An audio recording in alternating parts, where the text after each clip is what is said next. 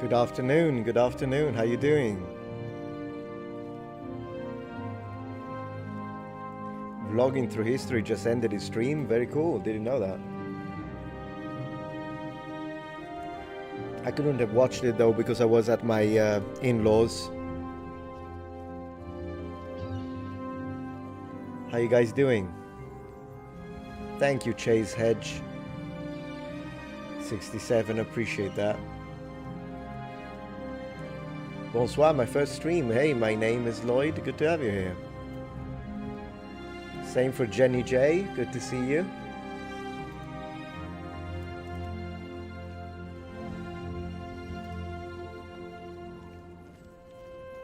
How do you like America? I love America. Looking forward to the 4th of July. We're gonna grill, my friends. In my backyard.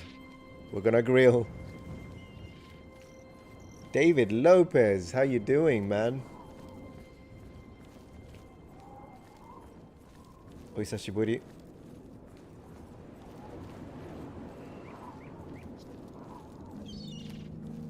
Genki desu ka? Hi, genki desu.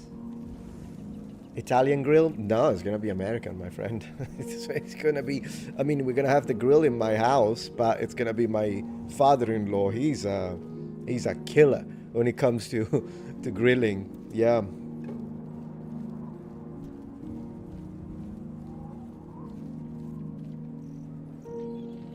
Favorite Elder Scrolls? Oblivion. But I have to say that Daggerfall has really grown on me since I tried it for the first time a couple of months ago on my gaming channel. Yeah, the phone is good, isn't it? Sean, absolutely. Look at this.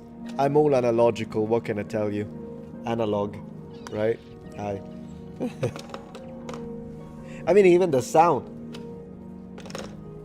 has substance to it. None of this nonsense like this.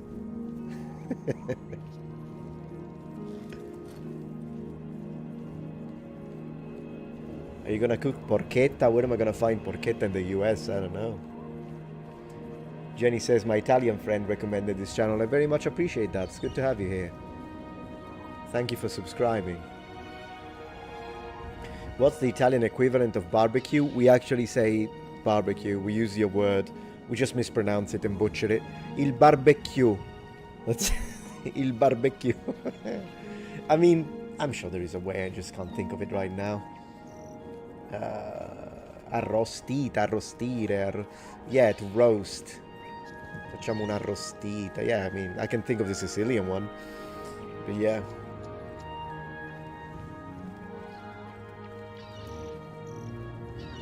Hey Craig, good to see you. I remember when we used to have to call a phone number to find out the time. Those were days. Oh gosh. Man, that is really old school.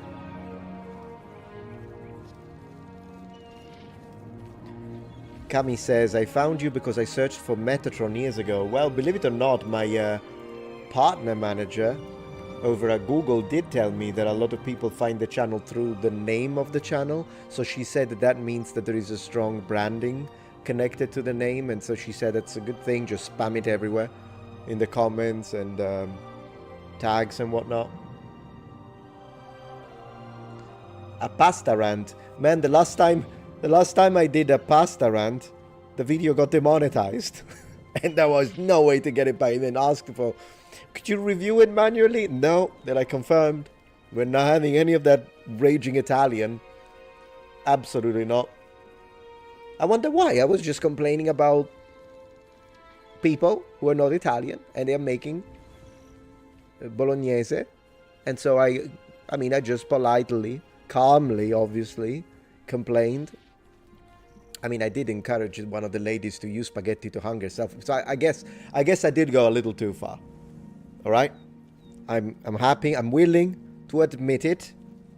I'm willing to admit it. But it's, yeah. So that did. I mean, come on. The guy put chicken in the bolognese. And he said, oh, yeah, I love adding anchovy. It's just to give it that fishy taste. Fishy. With bolognese. Fishy. How am I supposed not to explode? Yellow $sign. You should give them a yellow dollar sign, not me. But anyways, fishy. Fishy. Fishy. Oh my gosh, I never thought I would hear the adjective fish in combination with bolognese in my entire life. Never would I have thought. But then again, you guys put pineapple on pizza, so like, what did I even expect? What did I even expect? I was searching for Muppets. Did I come to the proper street? Yeah, I've got a Muppet right here. Wait, I've got a Muppet right here. I've got a Muppet? Where is he? Excuse me, microphone. Excuse me. Yeah. This is a very serious channel. Very serious. So, we've got everything we need, guys. We got everything we need. I can tell you this much. He is a Muppet. But he does not put pineapple on pizza. Not in this house. Not in this house. Not in this house. So, yeah. That's it. But, yeah. We got Muppets. We got everything in this house. And if you have watched the video today, you may already know the Metatron Plushie has been produced. New Metatron Plushie has just been produced. It will be released on the 10th. Limited edition. And when I say limited edition, I'm talking pedantic edition. Guys, pedantic. Pedantic, limited pedantic edition. That's me. So with that historically accurate brigandine, historically accurate hair, and I really annoyed the shit out of them. I can tell you this much. When they sent me like the designs, and I was like, no, you need to get the hair longer. And then they did it again. I'm like, no, it needs to be longer. I mean, it needs to be accurate. Am I right? So anyways, Metatron Plushie will be launched. Limited amount. Let's put him here. Let's put him here for now. Whatever. I don't know. Let's put him here. There he is. Limited amount, guys. Limited edition. Pedantic edition. 10th of July. 10th of July. Don't forget, write it on your calendar. Or your phones if you want to be like, oh no, I'm so modern. Put it on the phone then. Put it on the phone. So yeah. Shouldn't you blame the Hawaiians for the pineapple? No, it's the same reason why I wouldn't blame Julius Caesar for the salad. So yeah. The Meta Plushie, guys. For the road, for the 10,000 steps until the million, which we're gonna hit. We're gonna enter that soon. We're gonna do this to launch and see what happens. Yeah. Yeah, I got Oblivion in the background. I got some Oblivion in the background right here. In fact, you know, let me put you here so we can see the chat a little bit, and then I'll go back. But we got a little Oblivion. We got a little Oblivion in the background. Why not? Today no plans, as I was saying. So it's just one of those things, one of those nights. Hello, number ones.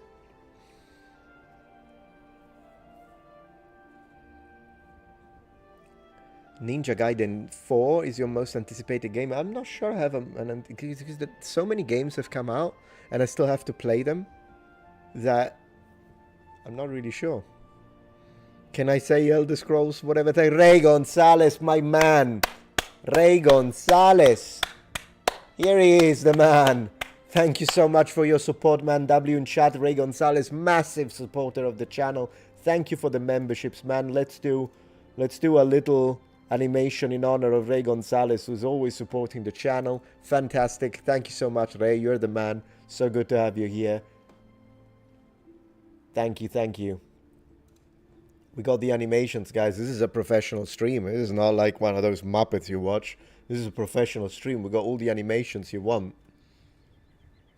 Thank you, Ray. Appreciate very, very much. Thank you so much, Ray, the legend. King Gonzalez. Yeah, he definitely, absolutely. Hi, mate. Love your videos. Your ability to stay unbiased as possible. Yeah, as possible, of course, but try my best. On many topics, great and rare to find nowadays. Keep going. Absolutely, Sam. And thanks to you guys and your support. Absolutely. I'm not going anywhere. I'm not going anywhere. You like Skyrim? I prefer Oblivion, but it must... there are a few reasons as to why I prefer Oblivion, but I'll say that definitely one of the major ones is nostalgia. But apart from that, I think I just like the green looks of it. And since Skyrim is mostly in the snow, I mean, it's good. I like Skyrim. I love it. Don't get me wrong. But it just is something about the luxurious, green, lavish, yeah, a little quaint atmosphere of Oblivion that has always been like my favorite. So yeah. Hey Nicholas, good to see you. Not a problem. Oh yeah, I know the NPC faces are gold. You're absolutely right. But then again, for the time, we were amazed. If you compare it to what we had before, Morrowind was a fantastic game. But much of Morrowind's charm comes from the ingenuity. How wow, trees, instead of trees, they have giant mushrooms, like in the monsters that you ride in order for transportation. Like Morrowind is original, but the assets look like shit. It's just that altogether, because of the way it was organized, it ends up being a wonderful gem. But Oblivion was literally miles away in terms of graphics and physics. Oblivion was great. Loved it. Loved it. You put far too many hours into Skyrim. How many hours did I put into Skyrim? That's something I'll have to check out. I don't know, quite a few. Myself. Skyrim is great. Salve, Simon, how you doing? Yeah, it's just the Elder Scrolls Online. You can tell it wasn't made by them, Bethesda, and for good and for bad. And I don't know, I tried to play it, but I never really... I think it was missing the depth of the story of the original, like the single player experiences. So personally, I know that there is a mod to do it, but I just wish, considering the fact that they have re-released Skyrim in 17 different forms, the 18th form should have been a Skyrim multiplayer that I don't have to. I know there is a mod, but I just don't want to go through the hassle of making it work. Just make us... I'll buy it, Todd. I'll buy it. You know I'll buy it. So just make a Skyrim where it's literally Skyrim, but it's designed professionally to be played multiplayer, online, or even local. I wouldn't mind a split screen, but I'm an old school guy. Okay, make it online. But like you could play it with people, and then we could I would definitely go through the entirety of the story of Skyrim together with another player. It would be fantastic. I would love to do that. And again, I know the mods do allow you to do that, but then there's a lot... I don't want to... Yeah, I think they should do it. Why not? They have re-released it for literally everything. Just do one more. What's one more? And that's the thing. Have I ever played Dark Souls games? Yes, I play them very often. I'm just not particularly good. I'm still in the get good sphere. I mean, I've beaten some bosses, so I'm not like completely noob, but still, never finished one. Hirashimasu. There you go.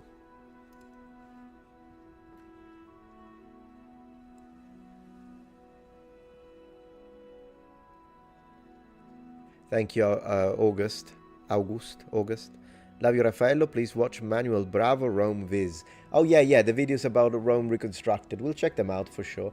Thank you for spelling my name correctly for once. Thank you. Not you for once, meaning that usually people miss an F, miss an L, put a PH, cut the end. So I appreciate you actually doing the research on how you spell it in Italian. I appreciate that. Thank you.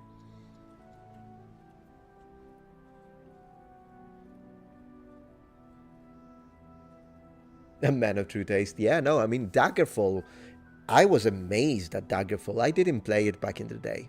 I skipped that one. Probably I didn't have the hardware to play it. But then again, when I tried it the other day on Good Old Games, I think it was the Unity version, it was incredible. Like, still great to this day. And in fact, I know that you can update the textures, but I specifically chose not to because I always find those old school textures all the way up to the PlayStation 1 era, they are the best for me. So like even Valheim is one of my favorite games, and we will be playing it one of these nights on Twitch. And Valheim remains one of my favorite, and I do mod it quite a bit. Never touch the textures. I just like it as is. Almost Minecraft-y, if you know what I mean. But in general, that idea of if you get really close, you could see all of the freaking pixels. I love it. Oblivion is the best. Skyrim was good with mods. Yeah, no, I like Skyrim, even vanilla. But I agree that Oblivion for me was the best, yeah.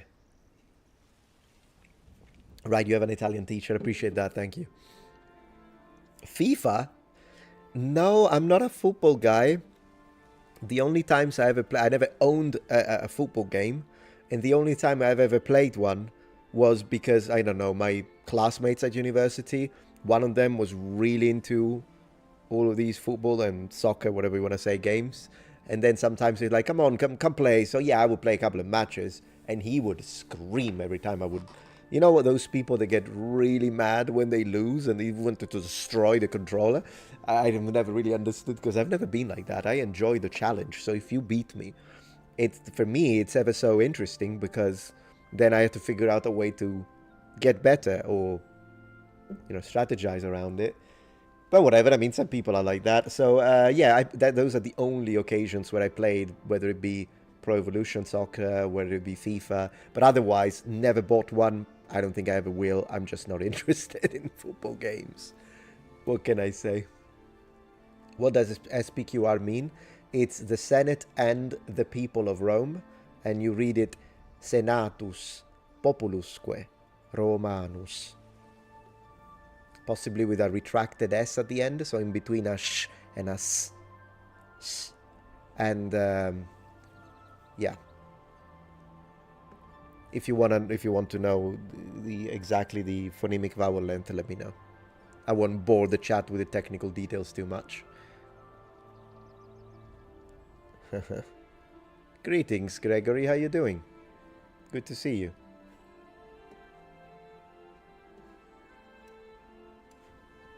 It's nice to see the trees. Look at that.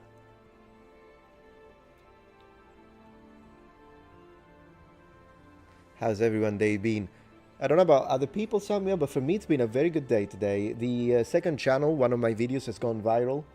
It literally exploded. So the second channel has had a massive growth. And so, which was fantastic. And so that happened. And then what else did I do today? A little bit of editing, a little bit of filming. Went to the in-laws. Oh yeah, we took the dogs to the vet because they needed to get their shots. So with that I didn't enjoy because one of my dogs, the Pomeranian, he absolutely freaks out, like he screams like a maniac. Not during the shots, he doesn't care as long as you give him peanut butter. Either you can do whatever you want. It's not that. He screams in the car. Like, I don't know why. But just the car, we tried everything. We tried, but maybe put him in the crate, screams like a maniac. Maybe hold him, screams like a maniac. At the end of the day, it's just one of those things. Nothing we can do about it. And because it's like a 10 minutes drive, that was the longest 10 minutes of my life. I love him to bits, but in those moments, yeah. Anyways, we did that, and they got their shots. It was funny because the doctor, the veterinarian, she said, oh, they are keeping them nice and slender, so I'm happy because this helps with joints. And so she was like, you're really doing a very good job at keeping them at a healthy weight. And it was funny because I told them, well, they definitely disagree with that, because I think if it was for my dogs, they would eat from the moment they wake up until the moment they go to sleep / or explode. But yeah. Give him a little peanut butter as you put him in the car. I'll try, Samuel, but it's just, I don't know what it is. I don't know if he's screaming out of excitement because he loves going out, or if he's screaming because he's stressed by the idea of being in the car. I don't know. So. No, it's a Pomeranian. It's a little mini fox. They're both small dogs. Not exact, technically not toy breeds, but almost, because they are very small. Thank you, Ray, for the support. Appreciate. Last week, I asked your opinion on the Byzantines. But now it's time to address the German in the room. What's your opinion on our Holy Roman Empire? Well, I'd like to, since, I can't really make it into a deep analysis, although it's a possibility for a video if that's something you're interested in. But we could say that it's a very, very interesting name, because at the end of the day, it was not Roman, it was not an empire, and it certainly wasn't holy. So, there's that. Not my words, by the way. I'm just quoting a famous quote. In fact, we could dive into it and see if technically we could call it an empire. You could be technical about it. The holy part, definitely, with all the problems they had with the Catholic Church, I think the Pope would have disagreed with that. And when it comes to Roman, maybe, yeah, not Roman. So, yeah, I think Holy Roman Empire could be an interesting topic. Maybe. Thank you, August. Would you say August or... So, La Vitalia, thank you. So, for the month of August, we say Agosto. Yeah. And it's, of course, inspired by August, like the Augustus, like the name. And likewise, July is from Julius, right? All of those names kind of have a connection with the Romans. And yeah. But yeah, we say Agosto, so you're correct. For the month, we say Agosto in Italian. Yeah. Very small, very small. Let me see if yeah. Is anyone excited about Skyblivion?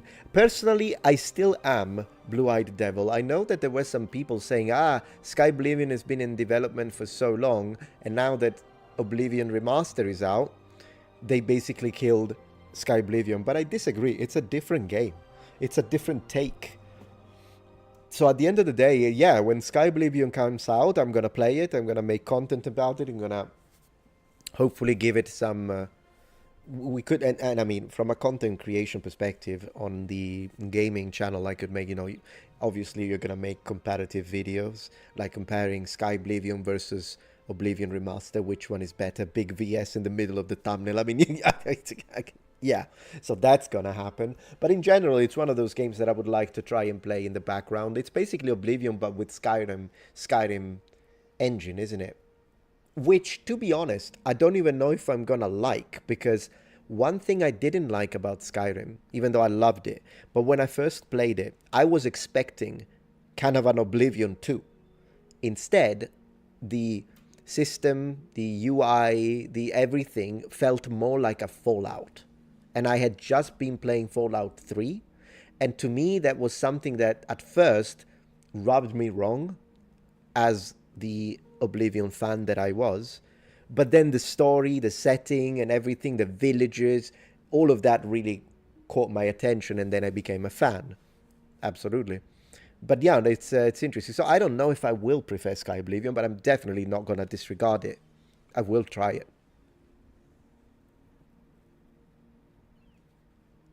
Yeah. Do you consider the Byzantine Empire to be a succession of Roman? No, I consider it to be a spin-off in the real sense of the word. I think that's the best way to address it. Like, imagine a game or a famous IP, and then you have a spin-off. That's exactly what that is. You can't play Skyrim without Sky UI. The mod? I don't think I've ever tried it. I heard of it. Yeah, it's a spin-off. That's what it is. Agosto in Portuguese too, same. Oh yeah, you probably pronounce it like what? Agosto. Agosto. I imagine you pronounce it. Unless I'm butchering it. Yeah. How's Twitch? Made by very talented fans. I'll be honest with you, I think oftentimes indie is an exception, because indie developers are very passionate, and for me, we are in the golden age of indie gaming. But AAA, yes, they are professionals, but oftentimes, for some of them at least, you can tell it's a job. But for modders, it's a passion project. Oftentimes, they don't even make money, and you can tell. So if I were a AAA company, I would employ successful modders. I would do it. 100%. If one day, if something happens and like I get rich, that's something I would like to do, apart from opening a true Italian restaurant, maybe with ancient Roman cuisine as well. But apart from that, it's a little dream of mine. But one thing I would do is open a like a gaming studio, an indie gaming studio. But I would, yeah, if I had the budget, I would go to one of these really talented modders, and I'd be like, hey, do you want to come and program for me? Here's a salary, and see what they... I would love to do that. Can you imagine, like, getting only people that have really a passion for it, and then build something together that you can tell is being crafted rather than mass-produced with, just to make money, which is what's happening in a lot of the AAA Not to mention no politics, of course. Nothing political would be in these. I would love to be able to do that, but you need a capital. And although then again, you know, if you think about Valheim, that was created by 5 people. 5 people. So you can have a very small indie, it's the exception to the rule, but you can have it. And particularly when you already have a little bit of an online presence, I think it would be a possible project, particularly if you do something you know your audience would like. So the idea is there and it's strong. We just need either like something big happen and then I have a capital for investment, or we would need like someone like I don't like the term whale because it makes it feel like exploitative, but someone who is a mecenate. How do you say mecenate, damn it? Anyway, someone who has the money, understands the project, understands the prospects, and invests the money, provides the money. So that would be great. Yeah, just reality, exactly. I would do that. And that would be great.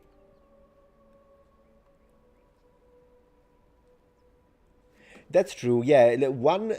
I don't know if we can call it an indie, but one I would imagine so. One game that I loved that was created by a single developer, apart from the super famous Stardew Valley, which is fantastic. I love that game. My wife plays it all the time. I don't play it much, but I do love it. I think it's wonderful, artistic, it's almost art, that game. But in general, back in the day would be Another World. Another World was created by a single developer. It took him 2 years. He developed it for a base Amiga 500 and then it was ported. And it was a fantastic job. Guy is French. I watched him play. It's kind of funny because he's not that good at playing it. Or maybe he was anxious. Who knows? What period did I have in mind?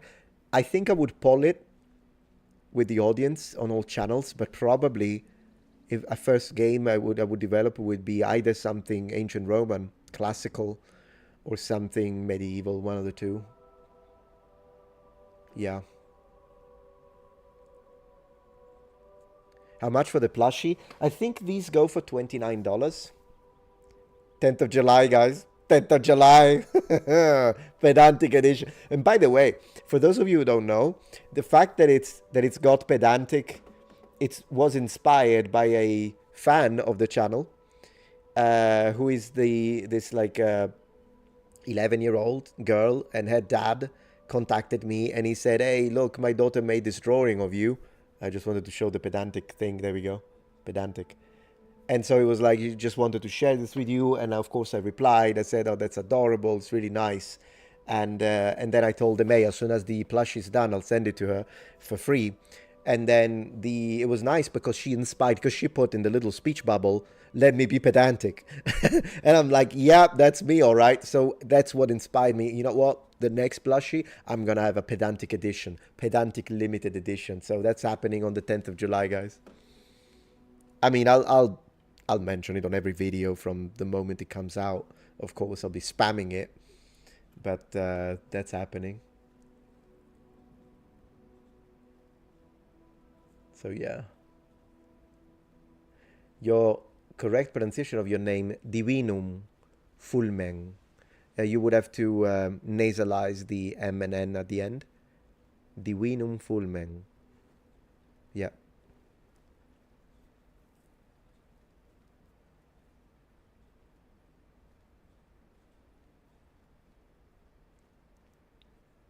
Yeah, I'll defend my position, because I noticed that some people on my video about the Viking lady, and we were talking a little bit about what the Vikings looked like, or the Norse.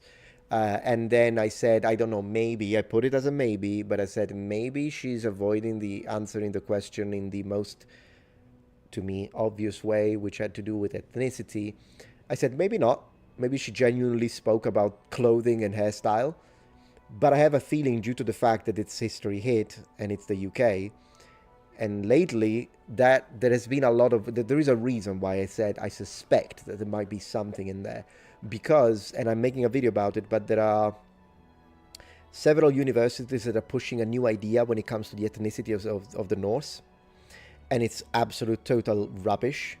and I'm making a debunking video, but because I know that that's happening in academia, that's why. And among the reasons, it's not even the only reason, there are multiple reasons as to why I was, and people are like, you're being too sensitive, and I'm like, no, there is a reason why I'm saying this, but I'll put it together. I don't want to justify it during a live stream because I don't think I would do a good job, since I don't have all the examples that I could share, but I will on a dedicated video where I'll respond. And so yeah, thank you for bringing that up, but I'll say why, and there is a reason. Can you get in the UK? Yeah, we ship worldwide. Absolutely. And I appreciate, Chris. Thank you.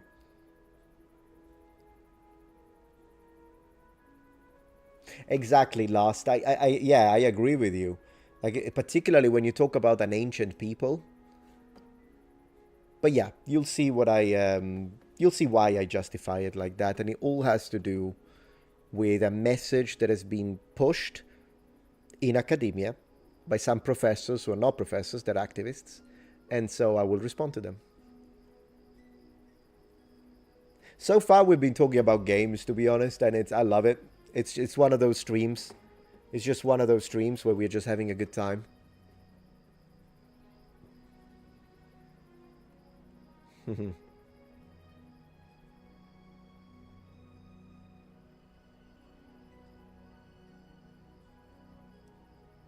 No plan. No plan, my friend. How did ancient Romans wipe? Oh my goodness gracious. With a sponge. Since you really want to know. Yeah, I saw that situation with Scalagrim that he was saying that he needs to sell his collection. And I did tell him, hey, I'm interested in a few items. Particularly his shields. Rather than the swords. Although then again, I'll see what he's got. But rather than the weapons, I'm more interested in his shields. And in general, I did tell him, I need to send him an email still, but I did tell him in a comment that if there is any item in particular, like possibly among the shields, that he is going to sell because he needs the money for his medical treatments, physiotherapy mostly, but it's like a shield or an object, maybe a sword that it has sentimental value, then I told him, hey, anything I buy, I can front you the money right now. But then if in a year or two, you're like, man, I wish I didn't sell that, I'll just sell it back. So basically I can act as storage. And because I'm someone he knows, like I'm not a random X, then once you sell the stuff, bye-bye. So I did tell him that, and the offer still stands for Scalagrim, if he wants to do that. And in the meantime, I could make videos about it, so it's really a win-win, right? So we'll see. Metatron Spawn Shop, there you go, yeah, exactly. Exactly. Rimworld, I've never heard of that one.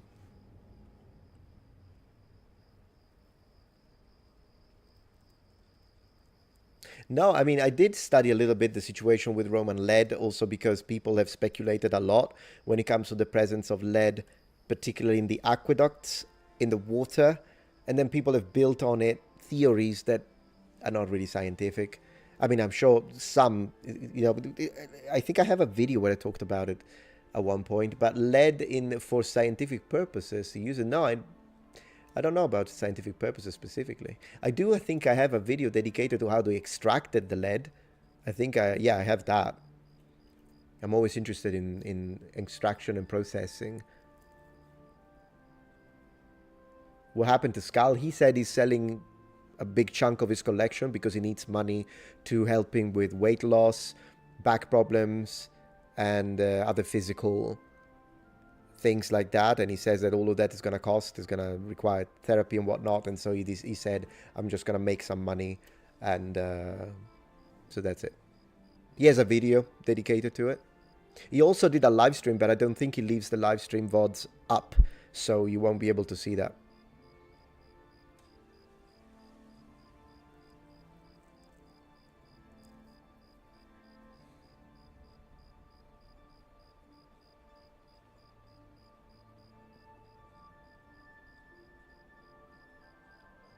He became really rotund. Yeah, I don't know, because often his videos are cut here, so you can't really see. I guess it depends, though. There are some videos where he does the sword cutting. So, but anyways, I don't know. I'm not sure. With me, it's so strange. My weight never fluctuates. I've been the same weight for the last 15 years.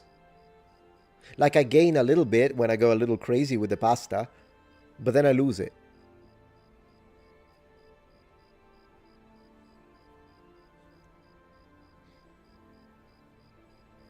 You went to Merida, Spain a couple of weeks ago. Cool. For the Roman ruins. Lovely. Oh, yeah, no, Spain has got some gorgeous ruins. And even England has got some really nice ruins. Like, if you go apart from the super famous ones, such as Bath, there are some less famous ones that I visited when I was in England, and such as like Roman walls in a town. And so they're very nice.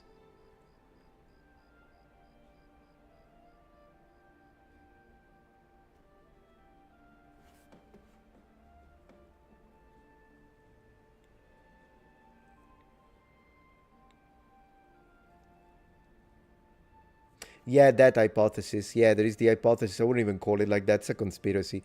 The ties follow the Roman Empire with lead poisoning from lead pipes. Yeah, I looked into it. It's mostly nonsense. Maybe there could have been some health repercussions, but the idea that all Romans went nuts and because of the lead, that's why they were so expansionistic, will then prove the British Empire. I mean, empires are expansionistic by definition. An empire is a machine that requires to constantly feed itself with new territory, new land, and new resources. So once you have an empire as a system, you have to expand. It's just how it works. And then if you stop the expansion, the empire eventually falls, because that's just how it works. So yeah, the Roman expanded also because everyone tried to expand. It's just the Romans were very systematic, very systematic, effective, methodical, with a strong economy, advanced technology. There is a lot that goes into it when it comes to the ancient Mediterranean powers, but yeah. Yeah, I know, LOL. People do. It's a conspiracy theory, that one.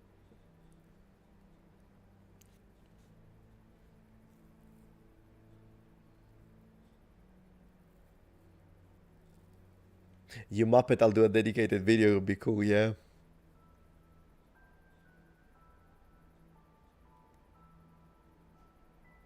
Yeah, the reason why lately I've put the subscription only mode, and then I will change the like today is just 1 minute, so it's mostly also a way to like someone to remind people to subscribe.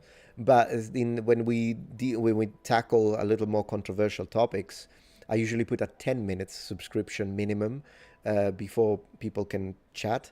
And the reason why I do that is because otherwise your comment section gets spammed with people that just come to hate. And usually when people do that, they won't wait around for 10 minutes. Like it really does help. So that's why I'm doing that. Yeah, you avoid the spamming at that point.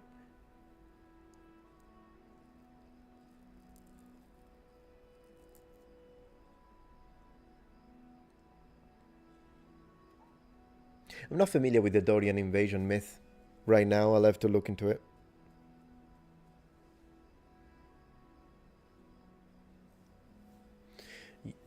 Metatron, you time travel to Rome, you can talk to one guy, unalive one guy, and duel with one guy. I'd like to, well, I'd like to duel a gladiator, but he would destroy me, so there's that. Unless I'm allowed to use modern weapons. And then maybe Flamma, in fact. He's a very famous champion and of Sicilian. He was Sicilian, so I think it would be cool to duel Flamma and survive. And then talk to one guy. When it comes to talk to one guy and unalive one guy, unalive we'll have to think about the repercussions and butterfly effects. That one might take a little longer to discuss. Maybe Nero, possibly. Yeah, actually, yeah. I would unalive one of those emperors that persecuted the Christians. Call me biased, but that's what I would do. I mean, yeah. So that's what I would unalive. And when it comes to talk, maybe a philosopher. Because if it's a philosopher or in general a very educated person, I could test both the Latin and ancient Greek. So I get to listen to both pronunciation. And that would be very nice.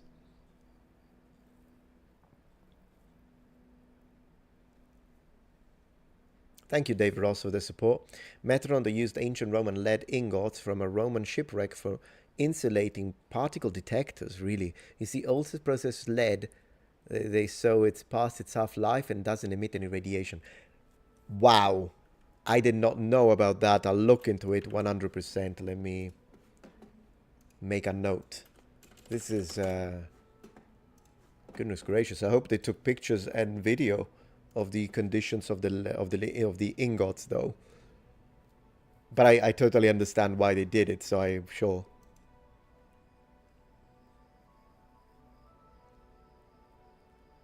Greek and Roman statues are very similar. Usually it's a style thing.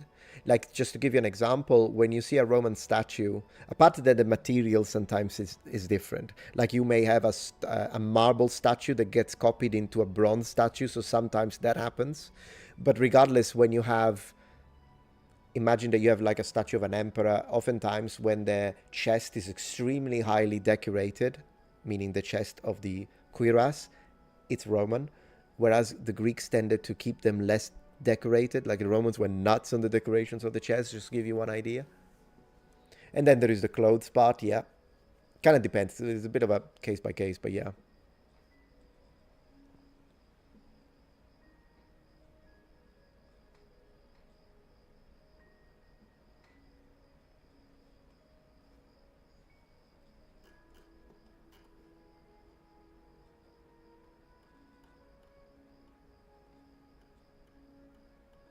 Yeah, republic can stop and be stable, yes.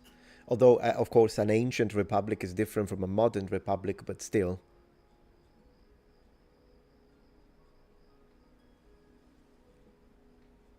What do you think of the theory that Celtic Germanic pagan temples may have looked similar to Greek Roman temples but wooden? I mean, they did build with a lot of wood, which is one of the reasons why, it being organic, we don't have as much, unfortunately. It was a karate. The Romans weren't the only ones that built with stone, but definitely you would have seen at a geographic level when the Romans settled in an area. Yeah, you would have seen an amount of stone, also because of their ability to dig stone in en masse, really.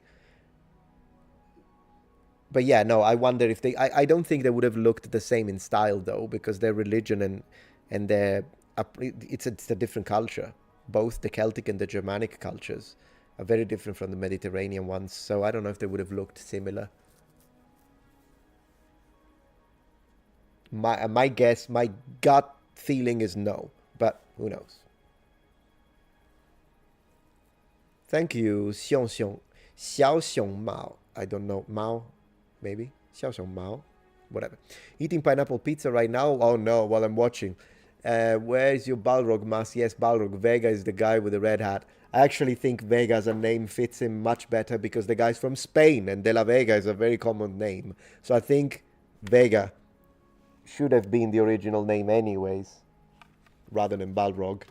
I mean, who the heck is called Balrog in Spain, for crying out loud? Now let me block you because you're eating pineapple on pizza. Hide you. I'm joking. Hey, Ray. Talk, Jewel, Unalive, Augustus, Trajan, and Constantine. Wow. No, I wouldn't unalive Constantine, personally, but that's me. Was there a major... Thank you, and Nasara. Was there a major difference between the Roman religion during the classical era and before, during the Roman kings? Absolutely, there was massive. If we could go back to the Regnum Romanum, so the Roman kingdom, their religion would have been closer to the Etruscan religion, so they would have still had gods like Neptunus. Neptunus, so the god of the sea, originally was the god of spring water and rivers, and it was basically copied by the original Etruscan god. And as an interesting piece of trivia, he had a bident, not a trident, so 2 rather than 3. It will morph into a trident as he merges with the Greek Poseidonas or Poseidon, and then eventually will become the god of the sea and of the earthquakes. But yeah, no, the religion would have been a lot closer to the Etruscan one, and they would have had also a stronger connection to the not necessarily worship but the cult of the ancestors. So yeah.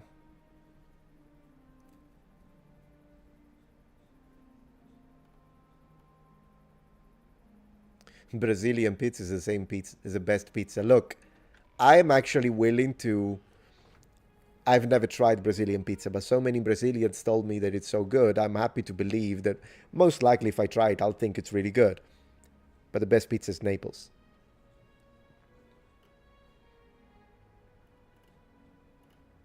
Thank you for the question, Nasara.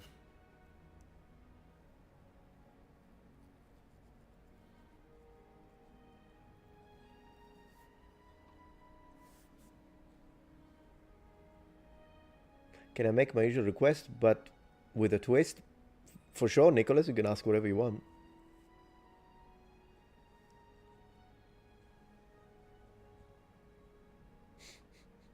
I'm not gonna explain that, Sid Machinery.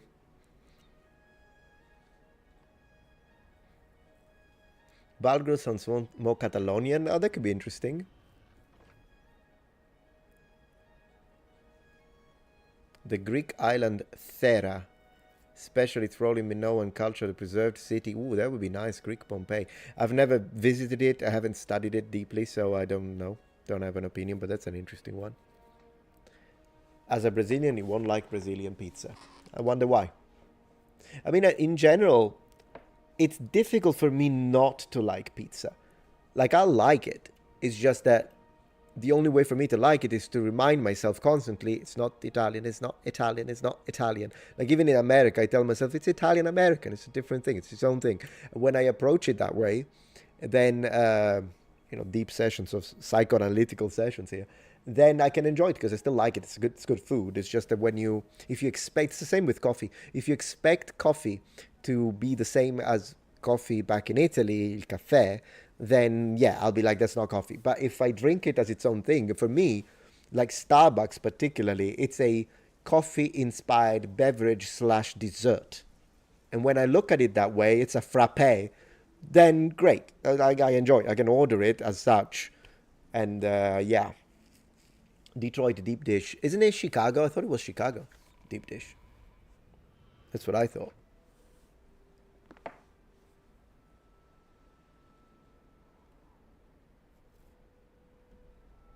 So yeah.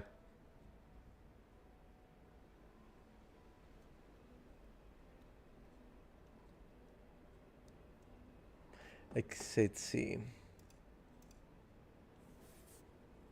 I'm once again asking you to react to a J-Bat video on YouTube made, maybe his lazy world building video. I'll check him out for the third, but right now the third is on pause in the sense that I stopped posting daily because I needed to give priority to the second after the video went viral 3 days ago on the second.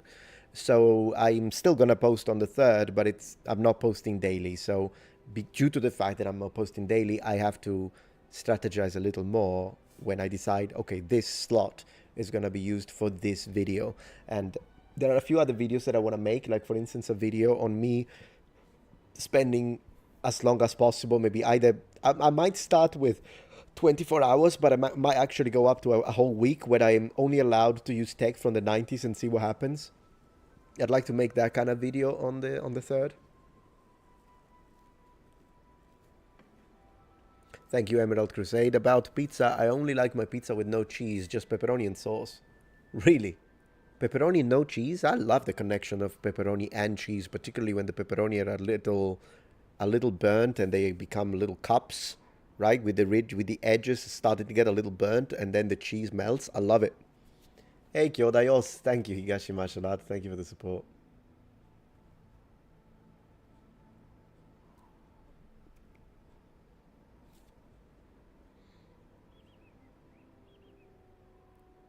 Yeah, extra pepperoni, absolutely.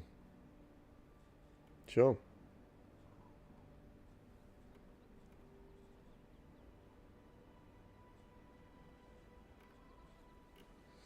Like Spikeman, in the early days of Christianity, why do you think people like Marcion, Origen, and Platonism failed while Rome-centric thought won? Sprinkled things. Why do you connect Rome-centric thought with early days of Christianity? I might need you to expand on that a little bit. You just get straight coffee at Starbucks? Sure, I mean, yeah. Yeah, that too.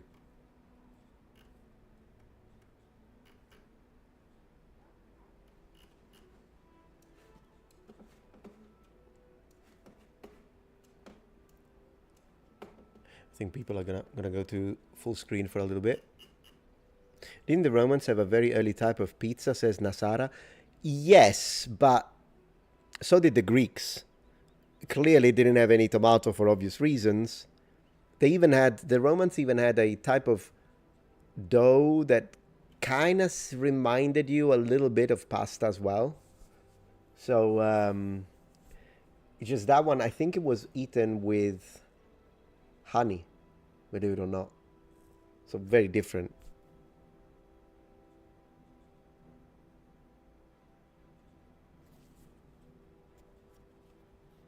Yeah, cool phone. Yeah, I love old school stuff, not just medieval. Jews were in Rome, of course they were. Did you see Tasting History episode about pizza? Oh yeah, no, is it recent? I don't think I did. No.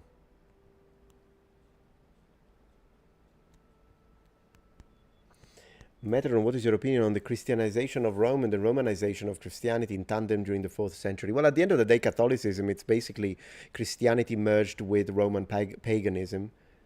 It really is. If you look at the incense, the curia, the robes, the reds and purples, the extravagant gold, it's really, that's what it is. It's a form of Christianity, of course, Catholicism, but you can tell it's strongly influenced by early Rome. You really can.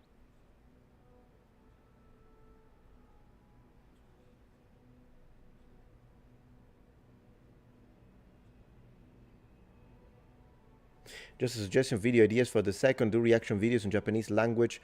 Yeah, I can't do that, Higashi Martial Art, unfortunately, because they fail.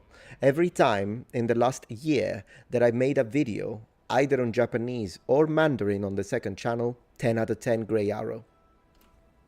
So I had to stop. I can't do it. I cannot, it doesn't justify. Instead, I noticed that lately I've been speaking a little bit about accents, language, speech analysis, and the difference is staggering. So it is what it is. I mean, maybe I'll still occasionally make a video about something Japanese related, since it's a language I know, but I'll have to figure out a way to do it that is different, because up to this point, just so you know, the last video I recently made on kanji and Japanese and Mandarin got like 800 views, whereas the last video, not the last video, but a very recent video from 4 days ago that I made on the accent of a person born in 1835, and we were kind of dissecting the accent, got 1.4 million views. So the difference is abnormal, and it is what it is. I don't know why Asian languages don't work on my second channel. I don't know why. It's a shame, because I love the topic, but the difference is monumental. Oh my gosh, Emerald Crusade, guys, W in chat. Massive W in chat for Emerald Crusade. Thank you so much, man. $100 donation. You just made the stream for me. You have, let me see, you have voiced the disdain for Reddit. Yes, which I agree, it's a cesspool. Absolutely. But I noticed that many critics of Wikipedia turned a blind eye to the flaws and IRL damage that Reddit has caused. Unlike Reddit, Wikipedia didn't radicalize anyone, nor cause in real life cells deletes. Absolutely. Oh yeah, in real life damages. Yeah, I hate Reddit. As I say, the only, and again, thank you so much, Emerald Crusade. I very much appreciate that. Thank you for the generosity, man. Absolutely W in chat. Let's give him a little animation right now. We need an animation.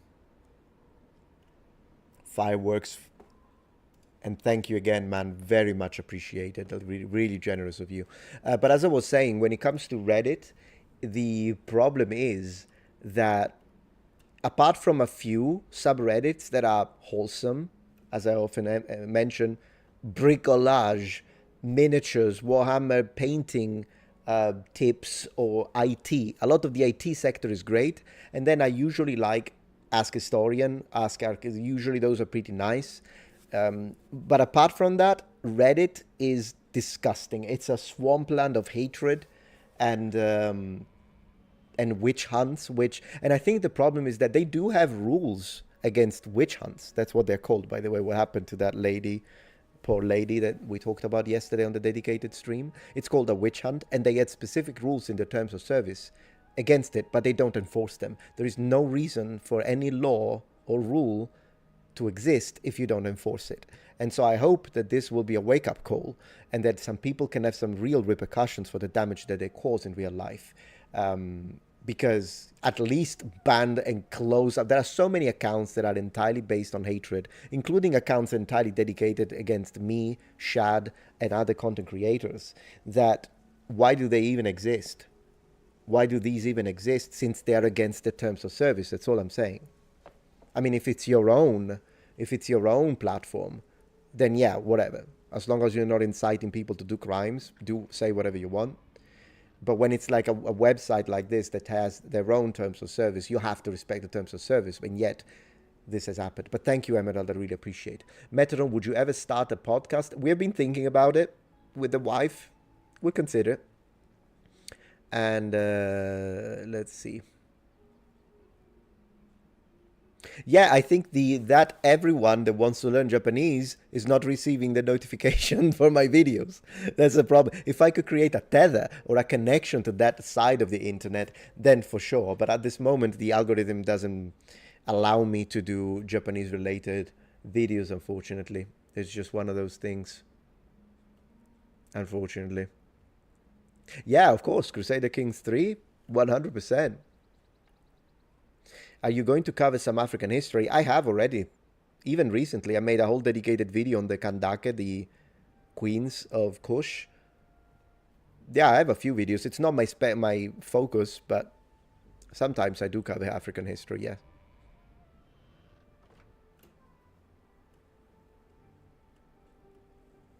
You speak English with a Texas accent. That's very cool. So now I can read it with a Texas accent.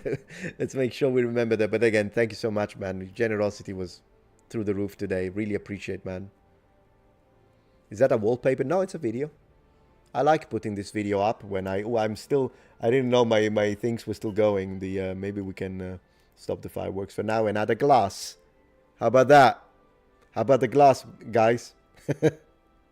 Okay, I'll remove the glass for now. Man, you got your donation got W's even on Twitch. Look at that. It was like a multi-platform W.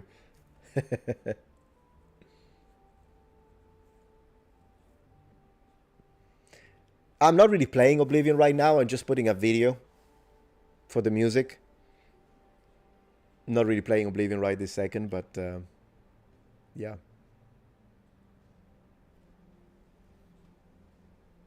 I don't know who the adoring fan. Yeah, my gosh. Yeah, I think I just told him no in my last playthrough, because I did become the champion of the arena, and then I just told him no, not interested. Stay put. Yeah, you can tell it's a Oblivion immediately, right? With the little slightly blue-green tint. Dr. Pepper edition. Yeah, I mean, today I'm actually drinking a lemonade because I'm trying to be careful with the caffeine intake. Shield mode is, yeah, it's basically, I could turn it off. Yeah, I think it restricts some language in chat. That's what it does. Which, I mean, a little bit of a restriction in language in chat is fine, as long as it doesn't go crazy on it. But yeah. Thank you, Ray. Appreciate the support. They won't. The people that run those websites agree with the most extreme opinions. You're right. That's why they will never enforce the rules. I agree with you. Thank you, Josh. Terms of service need reasonable rules. Sometimes are very bad. Like, oh my gosh, Nintendo on the Switch too. Yeah, that's nonsense. You own nothing. It can be bricked for anything. Yeah, that's ridiculous. But at least rules that we can all agree with and be like, yeah, this should be, something should be done with it. Thank you, Christos, for the support. For the super chat. Liturgical and pre-creed. Sorry if that was a bit heavy. No, it's not heavy. It's just that, yeah, liturgical level. I think that would in fact, it's a good idea, but it would dedicate an actual video probably. You like Supreme Pizza? Is the Supreme Pizza, is it the one with, which one is it? Which one is the Supreme Pizza? Did you ever check out Diligent Dwarves? They did a great reconstruction of a Tudor armor set. Blue steeled. Oh, wow. So like, and gilded, so it's been blued, I guess. Very cool. No, I didn't check it. I wanted to check the other one from Adam Savage, because he put on a full suit of armor, but the last video I reacted to him didn't do well, so I guess I shouldn't react to it. The reacts are so random. Sometimes they go great, sometimes they don't. And it's difficult to predict it because like you would think that a video where he's dealing with helmets and armor would do well on the channel, but no, that one didn't. Yeah, I did visit zoos as a kid, but I don't know if I have a favorite one. I visited a cool zoo in Czech Republic, I remember. It was pretty nice. Actually, my wife recently mentioned it, and she was like, hey, can we go to the zoo? I'm like, yeah. So I guess we will.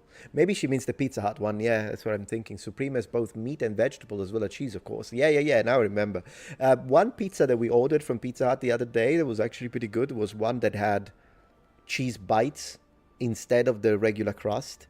It was good, but I could only eat like 2.5 slices, and then I was like, that's it.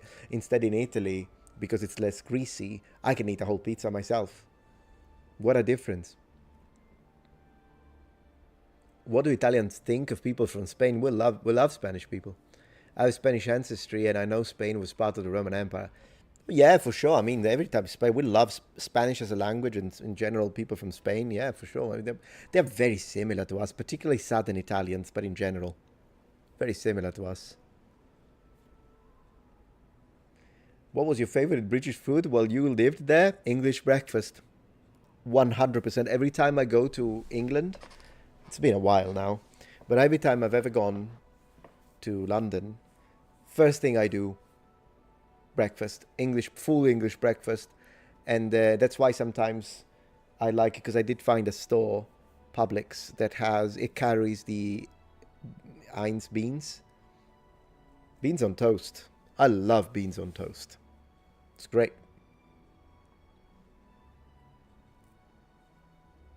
Is it a kind of ham? Never tried it though. No, I love beans on toast. It's really good. I don't know what it is. I love it. Maybe because I used to eat it as a teenager, and so it has a little bit of a nostalgic flavor to me, but yeah. And I used to eat it as a teenager because I used to live in England, of course. It's pretty good. Proper British, absolutely. But I'm telling you, like, the English breakfast, I love it. I love English breakfast. I cannot wait, because my wife has never been. I cannot wait whenever it happens that we go to England to take her to a chippy as well, but mostly like to an English breakfast place. Full English or full Southern? Ooh, it's difficult because I loved... Maybe I like the Southern American, like not Southern American, but the Southern breakfast here in America. Yeah, I love that one a notch above the English breakfast. Although I like English breakfast a lot. But whenever we go to a place that does like a proper Southern, oh my gosh, I love it. The biscuits, the way they make them here, are great. They're great. Why not both? Exactly, Nicholas. You're right. Both. Do you think you could do a video on Spanish ethnogenesis? The Greek one was great. Yes, but before... We want to cover several peoples. But the next one is the Macedonians. It's already in production. Since that one did really well, by the way, which was glad to see a vanilla core video do well. And so the next one is going to be on the Macedonians. Man, I'm gonna get some flame wars in the comment section. Thank you, Night King. I recall diligent dwarves had tons of people consult on the project, including Toby Capwell. He had videos going over all the parts and the fitting. Yeah, no, I'm sure it's a great video. I'll probably watch it offline though. Yeah, times do change.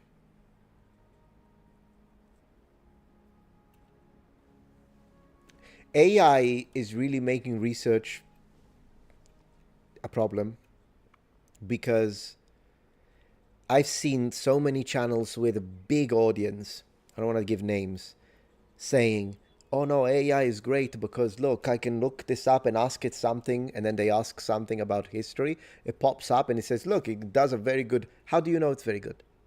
How do you know it's very good? Like, you can't know. And in fact, a lot of the times, it's wrong. It does get some information correct, but that's the problem. Some being the key word.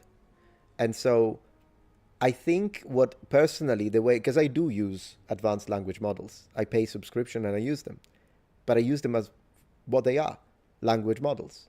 So whenever I want to reword or rewrite a paragraph that I've written, but the research is mine, then I ask the AI to be like, hey, I use the same word 3 times in a paragraph. Can you help me? Basically, I'm using it as an advanced thesaurus. And that's great because it helps me. I'm like, it rewrites it. And I'm like, oh, that's a very good way to put it. Sometimes I touch it up. Sometimes I leave it as is. And so it does help me in the production of my scripts. But the only other way in which I can see AI help you with research is to find you papers. Like, find me a paper on this. Then it finds me a paper. Then I look into the paper. I watch it. I study it. But people that do this, that's not research. That's not how research works. And even when you do it with books, research is not, well, this is written on this book, but I don't know who wrote the book. I don't know if it's outdated. I don't know if it's correct. Even just reading from a book is not enough. If you want to do proper research, you should go into the sources. But I do understand that takes a lot of time. So sometimes people heavily rely on what experts say, which is fine, but sometimes the experts mess up. And so if you are outside completely of your area of expertise, you might end up repeating a myth, which does happen a lot. But with AI, I think it's even worse because people call that research. That's not research. I think we have diluted the term research. That's why originally when you said I need to do some research, people think, oh my gosh, this guy's never going to leave the freaking library. Because research is a time-consuming, extensive process. You can speed it up if you pair with people. That's what students do at university. You can do like a whole study group and like, okay, so you studied this one about bronze. I'm going to look into whatever it is that I'm going to look, the swords and how they were built, and you look at this other thing. So that's absolutely one way to do it. But I think people should just, if you're not going to do it, just don't call it research. Just say, hey, this is a little bit of a, I don't know, we're talking about this because we want to talk about it. Great. But when people use the word research, I'm expecting a certain degree of times dedicated into it.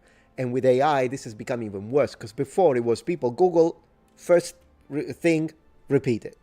That's what they call that research. But now it's even worse because they don't even do that. They just ask the AI to do it. And as I say, sometimes the AI does a good analysis, but other times I've seen the AI mess up. Even in language stuff, in fact, it messed up. Like I asked it for the pitch accent of a few words, and it gave me the pitch accent of a few words. But then I was like, wait, I know the pitch accent of that one. That's wrong. And I called it out. And then the AI said, oh, yes, you're right. Sorry, I was wrong about that. But great. What else were you wrong about? So it needs to be taken into consideration. Yeah. AI is very good at coding. I believe that. Oh, I tried Chipotle. Yeah, I like Chipotle, absolutely. Particularly the cheese quesadillas. Just cheese, though. I asked them to specifically to remove the chicken. I don't need the protein. And I'll have just cheese quesadillas. They're great. However, I read the amount of salt, and it's insane. So you have to take that into consideration. Because this is America. So for whatever reason, if you eat stuff the same way you do in Italy, you're going to end up in a hospital in America. So like I always read the labels and the amounts of nutrition values, whatever it is. Because I mean, why would you need 1,800 grams of salt, I think it was. Like that's okay. Well, then now that I know that, I will not pair. I'll just eat that and I'll drink water and I will not pair it with. And that's, I think, what a lot of Americans do. They don't read it. Unless you're into fitness, it's different. But in general, population don't read it. So like, I'm just eating 2 quesadillas. Let me add some beans that's more salt, and on top of that, I don't know. Let me give me a piece of steak that's more salt. It's at the end of the day, one meal, 4,000 milligrams of sodium. Are you out of your mind? So that's one thing. But taste-wise, Americans rock. So I can't complain with the taste. It's just that I have to micromanage. Hi. How are you? Yeah, come here with the dog. Okay, 1 sec. Oh no, okay, I'll be right back. 1 second, guys, I'll be right back. I saw the super chat. I'll read it in a second.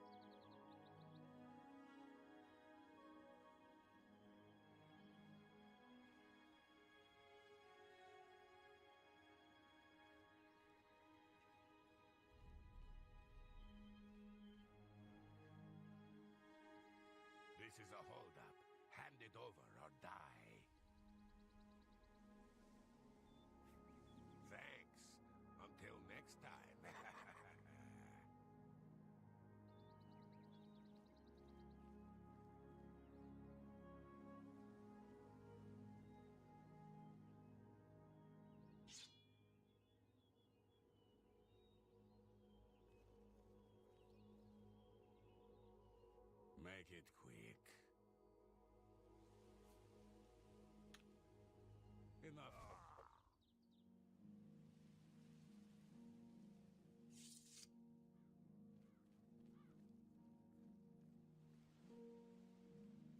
Hey guys, sorry for that. So the dog is not feeling well. Poor baby is not feeling well. So we're trying to understand what's wrong. I know, I don't want to... Yeah, no, don't move him because yeah, there is poor baby. Here he is. Be careful, I don't want to hurt him. I don't want to hurt him. Okay. Oh, there he is. There you go. Okay. Kiva, come here, honeys. Oh shit. It's okay. Come here, babies. Oh, okay. So we're trying to figure out because today we went to the maybe you guys know. So today we took him to the vet. Well, we took both of them to the vet to get their vaccines. Right, and shots. So we have maybe it's a reaction to that. Well, he's not throwing up. He's not having diarrhea. He just ate, and as far as I can tell, he's keeping it down. But he just ate, so I mean, like, right. I'll have to wait a little bit. Maybe we can wait a little bit, yeah, because it's strange. Usually when we pick him up, I'll read the super chat in a second, by the way. When I pick him up, I just pick him up. But now I tried to pick him up twice, and he screams when I do. So, and it looks like it's when I'm touching him here, under the front leg. So maybe I wonder like what the it could be injection because site is a little sore, that's what it maybe it's is. sore. Yeah, that's 100% what it is because I Well, I didn't don't- touch his belly. But I don't remember them shooting him like here. Was it in his hip? No. It was under here.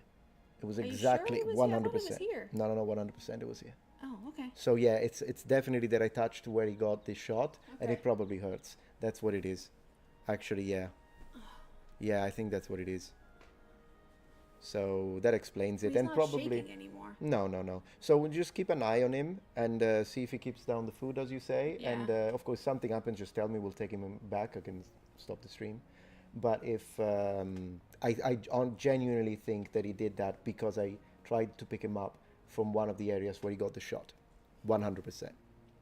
Okay. Yeah, How are vaccine ya- soreness, exactly. How are y'all doing? Hi, chat. How Look is at this. everybody? Look at this. I got people have Guys, been incredible. Oh my goodness. Yeah, look, blue emerald. Crusade. Yeah. Thank you so much. $100, and so everyone is being generous. very generous. Yeah, in fact, a few. Thank you for anyone that has donated or anyone that has Yeah. became a member. Thank you so much. Thank you. Yeah, tonight a little less in members. We have had some few members, but the donation have been great. Well, anything is Absolutely, incredible, we're grateful for, for sure. everything. Yeah. Look Have at you showed Paul. them your little guy? Oh yeah, we showed. Yeah, we already did that. How are you, baby? It's Hi. okay, baby. Yeah, let me see the super chats very quickly, and then I'll get back to regular chat. Let me see. Hi, baby boy. It's okay, honey. Yeah, it's okay. I'm so sorry. Let me see. So yeah, Emerald, I think I read that. here. Oh yeah, but speaking of zoos, if you have visited U.S. zoos, what can you compare and contrast U.S. zoos with European zoos? I've never been to a zoo in the U.S., but we will go soon. I love the zoo. Yeah, so she I wanna go wanted to the she zoo. wanted to go. So well, as soon as we go, I'll let you know. And if you're in a stream, just ask me again in a few weeks. Ray, thank you. Which of these three crusades was the most significant? Chat can answer two. First, North or Reconquista? I don't know, maybe the first. And then Ray, for me personally, the Reconquista I see, but the North Crusade is a close second. Yeah, I understand that. I think it depends on which one was the most significant in what sense, probably, because that could be very broad. Puppetron, yeah, the Puppetron. Hail Wifatron. Hi, everybody.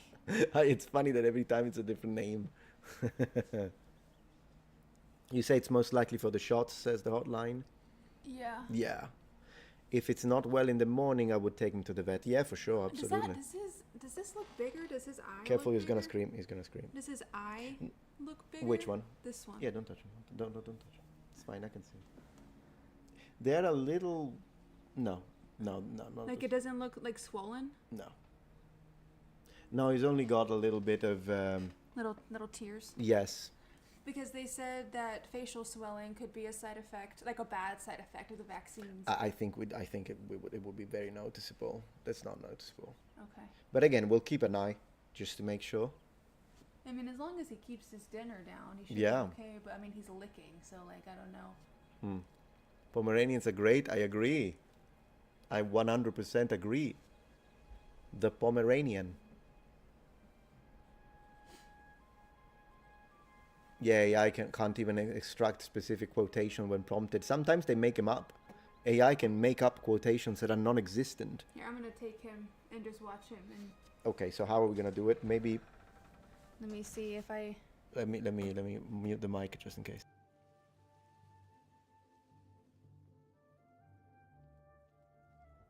No problem. Poor baby. Buddy. See, he doesn't want to walk. He doesn't want to walk now. Come on, buddy. Come on, baby. Maybe he wants to be picked Come up. here, baby. Oh. Come here, baby.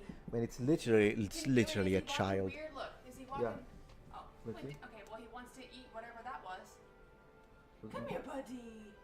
He walks a little. He's clearly sore. That's what it is, because he got several shots. Yeah, 100%. He's sore, so he doesn't want to walk. But why is she okay? Why does she not seem affected? I don't know. I guess they are different. She okay? Yeah, she's fine. Okay. Oh my gosh, Faith Forged Games, 20 Metatron memberships. Thank you so much. Man, thank you so much. I really appreciate. Thank you so much. Massive W in chat. Let's do a little animation. Oh, Let's is do. the mics on again? Yes, of course. Fireworks it is, guys. Thank you so much for your generosity. I really appreciate, man. Thank you so much. Good boy. Feel better, Bibitron. I know. Yeah, Baby. he's very baby.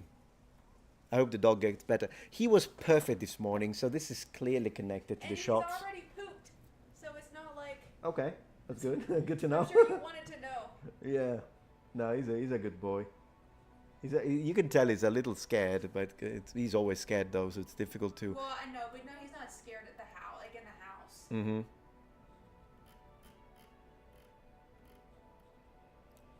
Thank you so much, man, for your generosity. Very much appreciated. Very successful stream tonight.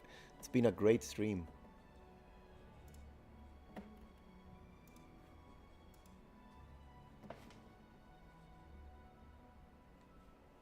I always feel a little bit off after injections. Well, yeah, I'm sure he may feel a little, apart from the sore, because clearly I tried to pick him up and obviously I put a little pressure in one of the spots and he yelled, so clearly that's sore because of the injections. And then it's possible that he just maybe feels a little weird. Metatron, you've been a great host, my guy. I appreciate that, Oddish. Thank you very much. Glad to give back. Thank you, Faith Forged Games. I really, really appreciate that. Thank you so much. Good name, by the way. Do you actually have a channel? Let me see. Oh, yeah, no, yeah, for sure. Cool. I think I might need to get him like a blanket. Well, I really appreciate that, man.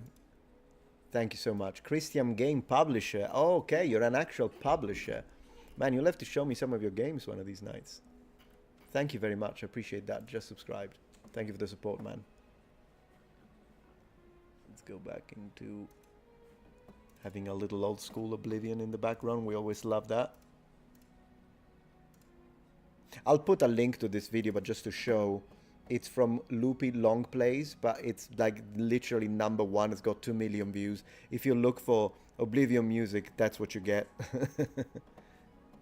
So, like, yeah. He's very poor. Is he very poor? Poor Winston. Yeah, we just have to give him some extra. I don't want to put him in a blanket. You could put him in a blanket, yeah. Make him like a burrito. You could turn him into a burrito, yeah. Sounds like a great idea. Is it cannoli or cannolo? It's with double N, and the cannolo is singular, and cannoli is plural.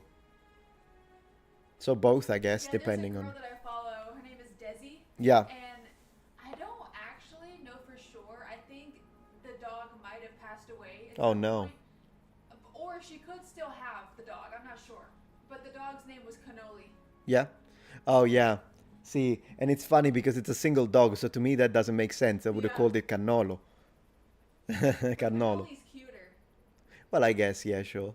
Thank you, Ray, for the support. Very generous. To be clear, when I said significant, I meant which one had the most lasting effect. Yeah, that's what I thought.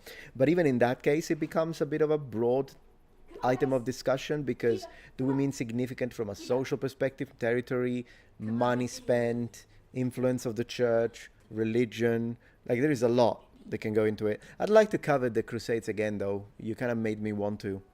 Maybe I'll make one of those researched videos on it. Good girl. Is he okay? Yeah, I mean, he's walking. He went up the stairs and everything. He went up, wow, he went up the stairs. Amazing.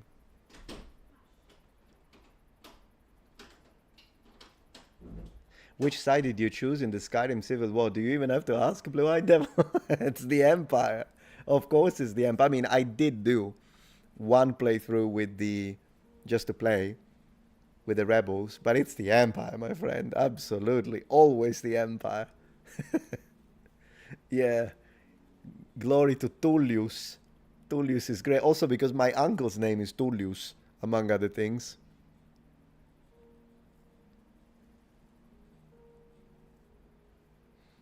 Yeah, I live in the US.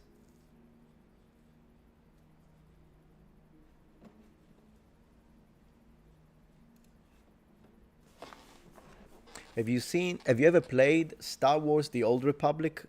You mean Knights of the Old Republic? Then yes, for the original Xbox I played both, 1 and 2, and finished them. Fantastic games.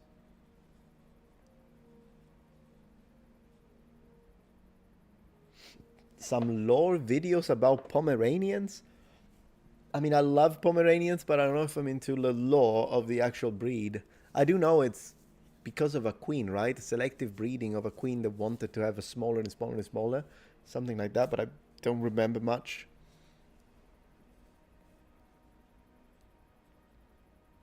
Metatron loves the Altmers and Rome. Yeah, Altmers too, because I'm for elf supremacy, remember? Yeah, Crusades would be great content, absolutely. Make a video about that. May the force be with you, Adi. 100%.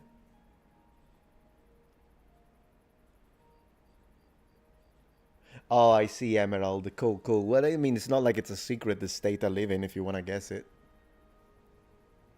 Of course, I will never go more in details than the state for obvious privacy reasons, but yeah. Thank you, Ray.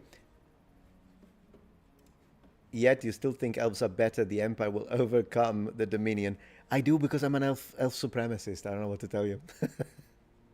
Do you approve of half-elves? Absolutely. 100%. Metatron is a fantasy supremacist confirmed. Only for elves, though.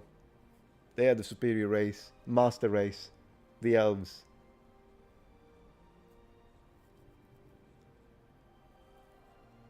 Two walls and windows are unique. I see, yeah. You don't like fried chicken? I do.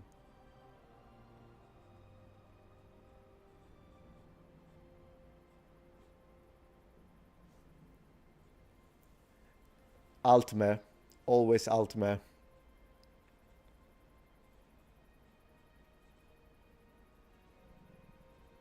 Oh, you had fish? Well, nobody's perfect.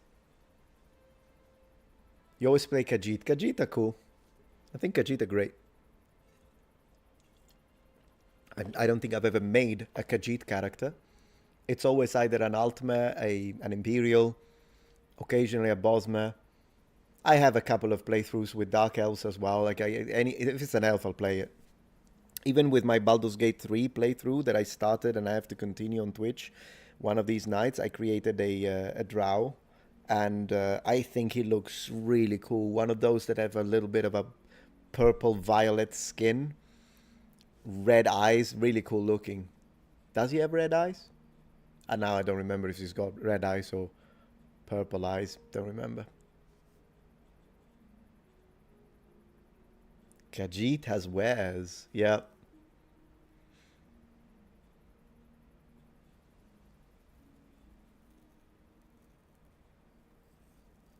Yeah, I like Bosmers. Yeah, Bosmers are cool. Plus, I like that when even in Skyrim, even if you play as an Altmer, and then you go into the first village, there is a Bosmer there, and he says, "Oh, fellow elf." So it seems like there is some kind of connection between Bosmers and Altmers, as long as they're not that subsection of Altmers that think, the super supremacist actual ones. But the regular Altmer and Bosmer, for what I see, the way they react to each other, they just call each other elf. Doesn't seem to be too much of a difference, at least in terms of dialogue.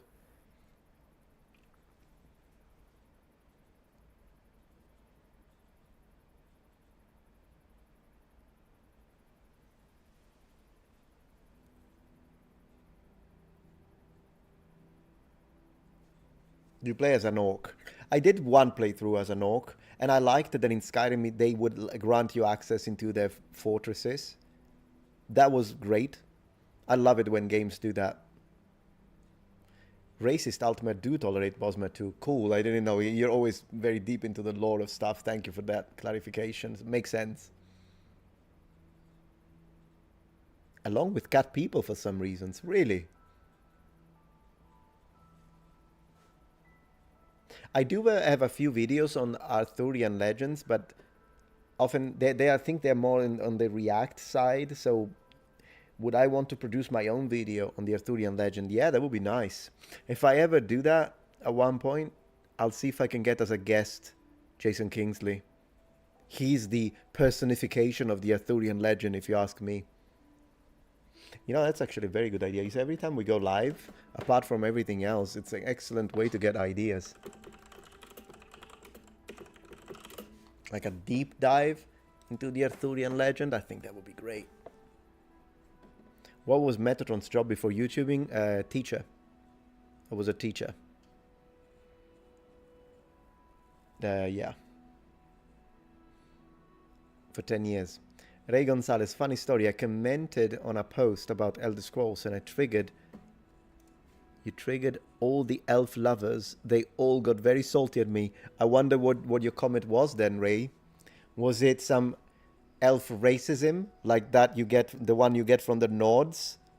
Literally, that was one thing. I remember that the one playthrough that I did with when I sided with the rebels, the Stormcloaks, I was playing as an elf, and it was so annoying to continuously hear, what's his name, the guy that leader, I don't remember his name right now. That's how much I care about the rebels, the Stormcloaks. He constantly spews anti-racist propaganda, anti-elf propaganda, like constantly. He's racist to the bone against elves. It's like, these stupid elves. I'm like, do you realize I'm an elf? Like, I wish that they had curated a little bit the dialogue in considering that, you know, when I'm no one and nobody, I get it. But once he established that I'm the freaking Dragonborn, so I'm an important ally strategically, and in fact, I'm clearly the one that is making everything happen in that game, even more so than Oblivion, where you're more of a side character. The hero is Martin.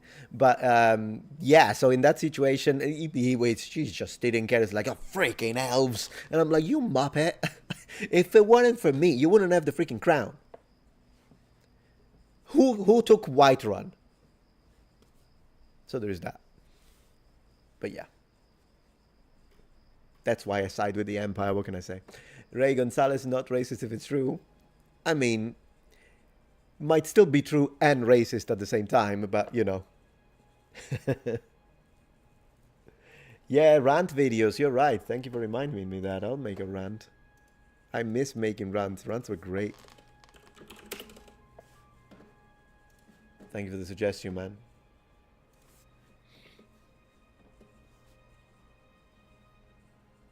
You don't want to know what dwarves are? Yeah, I mean, it's actually cool that in the Elder Scrolls, dwarves did exist. And you know, it's so weird. You constantly hear the word dwarf in any Elder Scrolls because you've got dwarven sword, dwarven dagger, dwarven armor, dwarven helmet, dwarven shield. And then, I don't know why, it took me a while to actually figure out that they are like an extinct race or something. And I do remember that even in Skyrim, yeah, not mutually exclusive, I agree. There is a situation in Skyrim. The city of Markarth, of course, has been entirely built by dwarves. And then you have all the museum. I loved that side quest, by the way. But that's when it actually clicked for me. It clicked, and I'm like, wait, that's right. Where the heck are the dwarves? And so then I went a little bit into the lore, not as deeply as Nicholas probably has, but I went a little bit into the lore. And I'm like, so yeah, because Markarth was built by the dwarves, but there are no dwarves anymore, at least in this whatever part of the world. I don't know if there are dwarves somewhere else, like underground and whatnot, but yeah. One game that did the dwarves right is Dragon Age Origins. That's the only game that I ever considered to play as a dwarf, because I usually don't. Why? Because I love elves. So it's like instinctively, and I think this is something that happens when you play Warhammer Fantasy, is that when you become an elven player, we always like to role play it a little bit.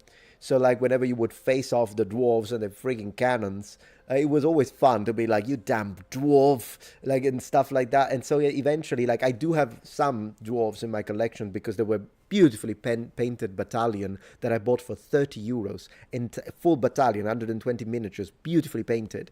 And so I couldn't resist. Like, even then, my elf supremacy wasn't enough to stop me, because 30 bucks, the guy was like, hey, I need to get rid of this. Look at me. So I got it, still have it. But I never really, in role-playing games, I don't play as the dwarf. I'm more into like the agile character. I like playing the elf and that kind of stuff. But the one game where I did do a playthrough with a dwarf after I finished with the elf was indeed Dragon Age Origins, because it was great. It was so good. Like the whole thing, the whole city underground, and then the connection with the tunnel. It was just so good. Loved it. So yeah.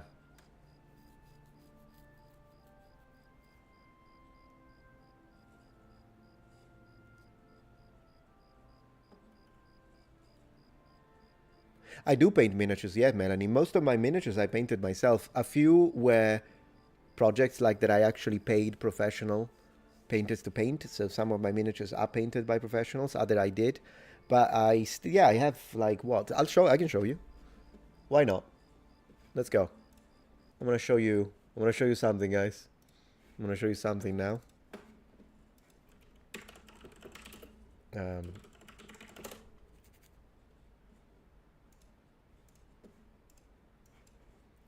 we go.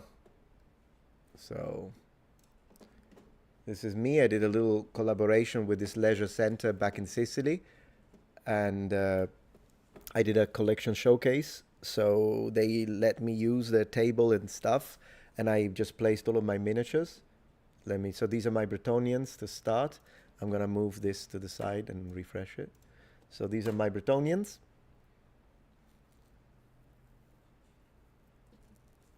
And yeah, we did some special effects, guys. We did some special effects here. But yeah, I have a lot of Knights of the Realm, Grail Knights, like these guys, archers. I have a huge amount of archers. Like the reason why I have so many, by the way, it's because I've been collecting since I was 13. All the archers I painted myself. And then with the Knights, we kind of split the job. Men at Arms, some of my favorite. I love my Men at Arms. And yeah. So I still showcase them. They're all displayed. You like the smoke? Yeah, it was pretty much a friend of mine just smoking onto them. It wasn't smoke though, it was vape. I still display them. I have them here in my office on a dedicated shelter. Yeah, they are old school, Britannia. And we love taking the time. As I say, this is like 20 years, no more than that. 30 years into collecting, because I started when I was 13. I'm 43, so exactly 30 years of collecting and painting. But yeah.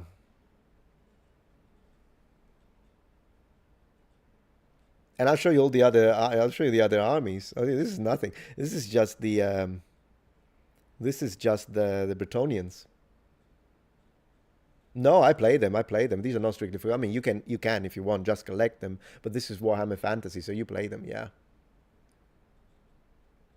So my Empire troops, this is the Empire. We did a whole setup for it. They are not painted well, so this was one of the first attempts, and so they would have to be fully repainted. It's very basic. There is no depth in the color, but as a starting point, and they still looked cool in the sense that the setting was nice, so we still... The knights are nice. Maybe the knights were okay.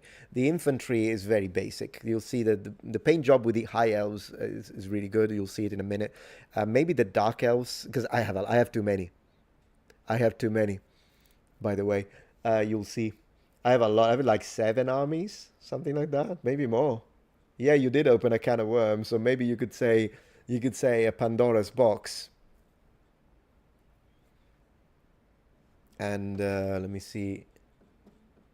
So this is the Empire. Oh yeah, look at my Chaos Army. And the only reason why I have a Chaos Army is because let's give it a little audio. But the only reason why I have a Chaos Army is so that I can lend it to my friends, so I have someone to fight with my elves or my Bretonians if they don't have armies.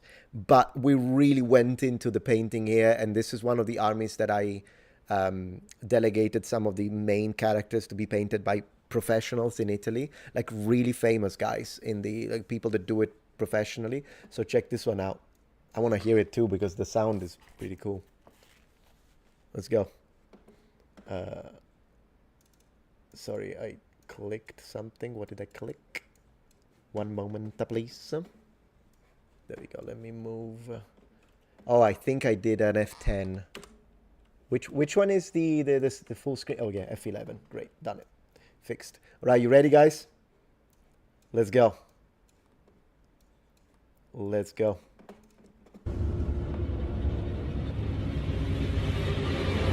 Look at the paint job on these. I may spare your soul. Yes, bow before he who wields the Slayer of Kings. My God's call. Bretonia, such a backwater. Say your words so I may rip them from this mortal plane and mutate them into sag flies to crush. Make your plea. It amuses me. Speak your words while I still deign to listen, mortal scum. Mortal scum. Your cities tumble. Your guys. citizens quail. Bretonia and its laughable patrons will be swept away as if the lake hand had been pulled out to sea. It's high level, isn't it? Yep. My master has planned for your kind. Yeah, look at that. I'm really into Warhammer, guys. I mean, I've been since, again, 30 years. What is your offer? I am ever chosen. So yeah, that's the chaos side of it. Here they come. Look at this one.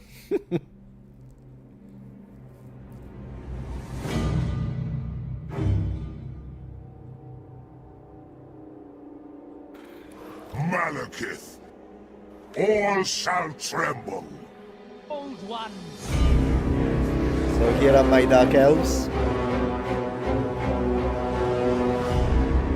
Murderous! Thank you, man. Thank you, Amir. I lust for slaughter. I have a lot of crossbowmen. Whenever I field them, people hate me because I fill the table with crossbows. It's like the number. The No mercy. no mercy. Cain's bride! First sorceress! Next are the high elves. This is dark elves, yeah. And now we go into high elves. I am darkness. I am darkness. I had a good time with this video. High elves, let's go. Dark of visage and dark of soul. No good can come from you. Little high elf raises him right there. Shield of the Ever Queen. The poison in your soul will claim you in the end, Druki. It will be done. I don't know why they speak like that. That line was from a... The hatred in your look at heart them. is noxious, Druki. So those are lines from the video game, Warhammer Fantasy.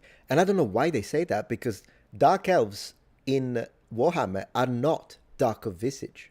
They're as white as this bow. But here we are. I tolerate you only because it aids Ivress. Swordmaster of Hoeth. The Swordmaster need to be touched up. I haven't finished this. It's just the beginning. Yeah. Is this another one of your tricks, servant of Nagaroth? Servant of Nagaroth. Your presence shames the Phoenix Court. Advance! Onward! Tyrion. Yeah, you're right. The darkness is of their hearts. You're absolutely right.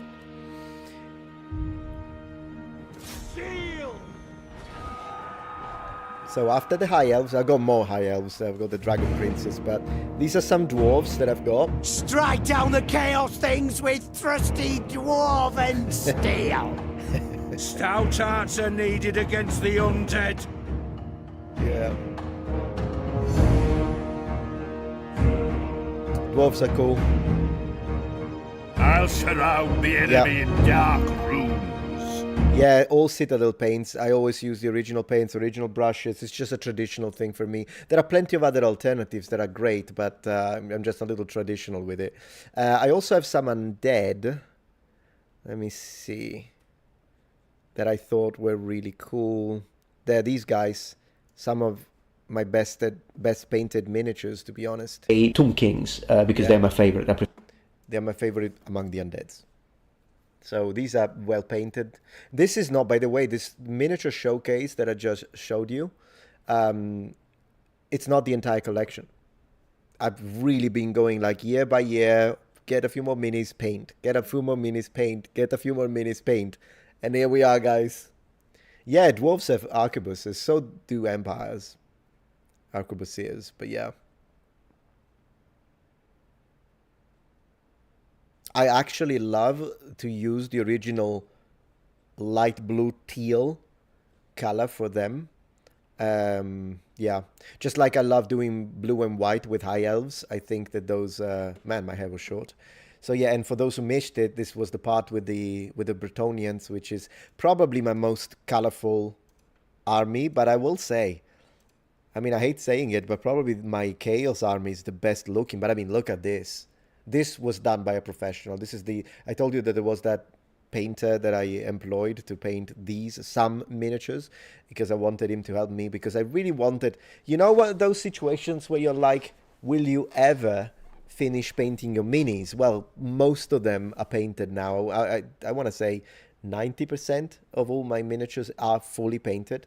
And so, yeah, it's really nice highlights. And then it contrasts. I have divided them into units. So this is the blue-red unit. This is the red-blue unit. So red is the main color for the palette. And then I have the yellow units, by the way. They're not just yellow. Let me see if you can see it. But the yellow infantry is actually based on... yeah, maybe you can see them.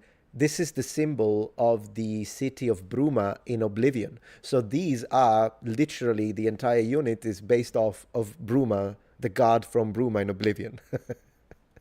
I'm such a nerd, guys. I'm such a nerd. So the High Elf army is a lot bigger than what I've shown here. But anyways, I love building scenarios like this, and I'm hoping to be able to share more. Like this video, I did post it on the main channel a long time ago, but it just never picked up with the algorithm. That's why you have never seen it.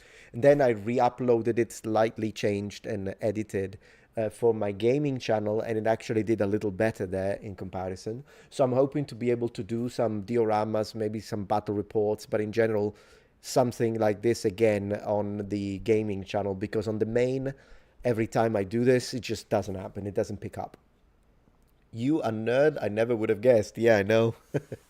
So yeah, no, this is a video that I absolutely loved making. It took an entire afternoon, not to mention putting all the miniatures together was a little time consuming, but let me tell you this much, it was great. Plus, at that time, I used to visit very often this leisure center, and we used to play a lot of battles. I like 40k too, by the way. I started collecting 40k, but little by little. King of Nerd Army, absolutely. You should have another channel for painting, man. I already have 3 full channels plus Twitch, plus all the live streamings. I don't think I could run a whole channel for painting, to be honest. Could you link it? What, the gaming channel? Yeah, sure.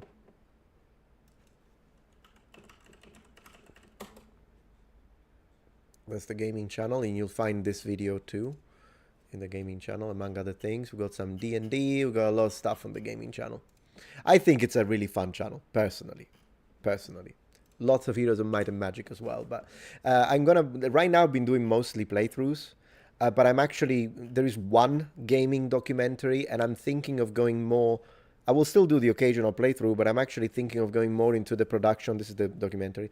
I'd like to go more into the production of like nicely, deeply researched videos on gaming and stuff that we love. And so I'll start posting those. But anyways, let me share this into there because, yeah, it's very nerdy. It's a nerd paradise, guys.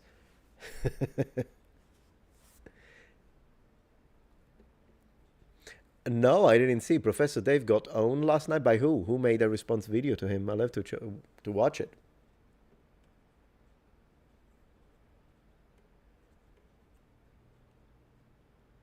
Yeah, Angry Joe plays 40k. I know he was collecting a lot. Like he said he was buying so many miniatures. Yeah. I know he really got into Warhammer 40k. And I think so did Charlie, didn't he? Critical. I think he started buying 40k too. And so have I. I still have them in the box. I have to unbox them. The only 40k miniature that I have that I can show you right now that is fully painted is a big robot from the Tau. Because I liked that they kind of remind me of anime robot, if you know what I mean. So I'll show you. J-Lack says, what do you think of the term we was? Yeah, I don't use it but I understand it. I personally don't use it because sometimes some of the people that use it just say it for laughs or to make fun of the nonsense that a certain community pushes. I don't have a problem with that. But on the other hand, there are also some people that use it and have a deeper meaning to it that is nasty. And so because both types of people use it, then I personally don't use it. I just say it's nonsense. If whatever they're pushing is nonsense, and that's it. But yeah. Let me show you this Tau that I got.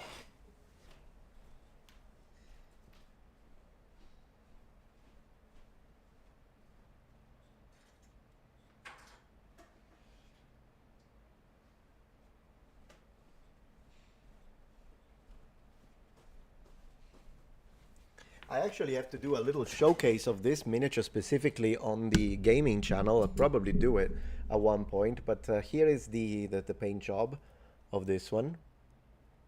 Big robot guy. Now what's cool about this specific miniature, the way it was assembled as well, so it's not just a matter of, I think it's painted really nicely. But apart from that, what's really cool about this miniature is that all the accessories, how do you pronounce it? All the accessories are magnetic. So basically I can swap his weapons without any problem. If I want to, I can even like remove him. So he is magnetically connected. So look, see? So it's magnetic. And so are the cannons. So I can literally remove whatever I want and swap it. Yeah, it's professional, all right. I can remove whatever I want and swap it if I want to give him a different type of weapons for a different battle, for instance. So yeah, as you see, I've started working towards the Warhammer 40k, and I'm thinking of doing that for a few miniatures as well with the magnetic assembly. So you can give him maybe one time you give him one type of a sniper rifle, and then at a different situation you can deploy them but give him another weapon. I enjoy doing that, like swapping the weapons. So I've done it with fantasy a little bit as well, like you give him a sword, give him an axe, depending on, because I'm a maniac like that. But yeah. Next level, I guess.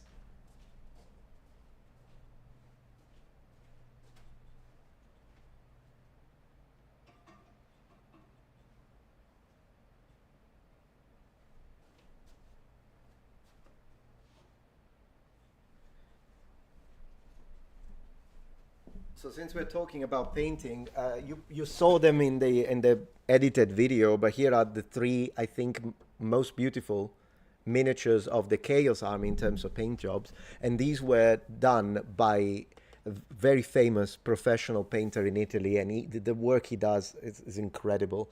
So they cost me a pretty penny, but I think they will look at the banner of this Chaos guy.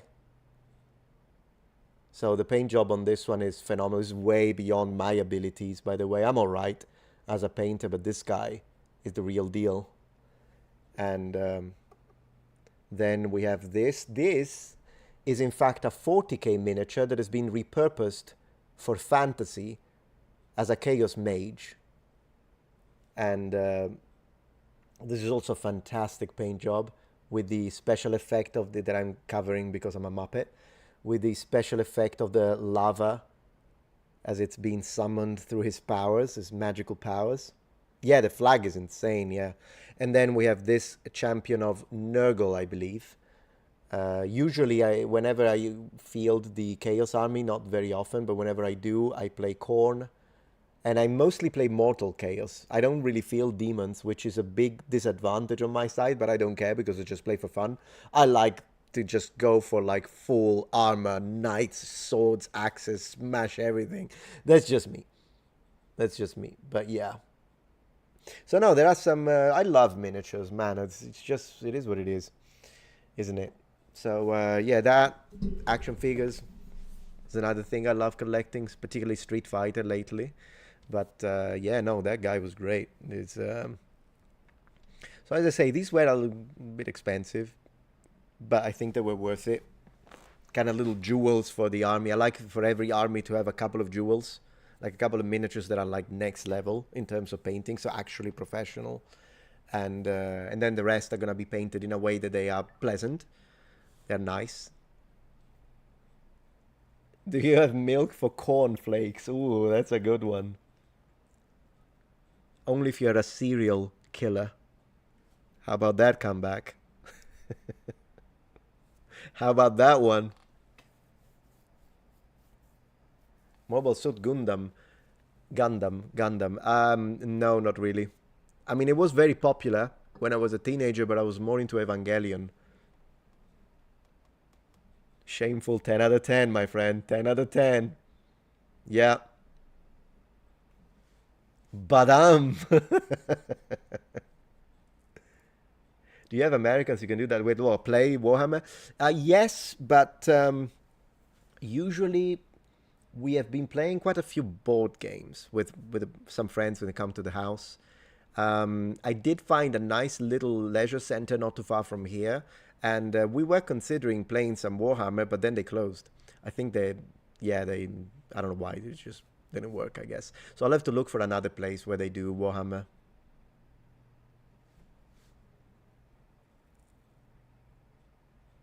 Yeah, sad, I know. It was a little shop, but it was nice. They were selling all the manuals, so I bought that's where I bought a few of my new Warhammer 40k miniatures.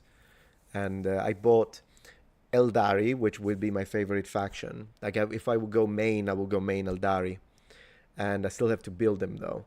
Then I bought some Tau because they, as I say, they remind me of anime, so I like them because of that. And then I bought 1 or 2 boxes of Ultramarines because I want to paint them, and I kind of want to paint them with that rich blue, but doing like the highlights right. I think it looks really nice, and I thought it would be so. Not that I ever would build an entire Ultramarine army, but just to have a few as showcase pieces, because I think Ultramarine are just the face of Warhammer 40k. Gotta give it that respect. Vanilla, but you know, yeah.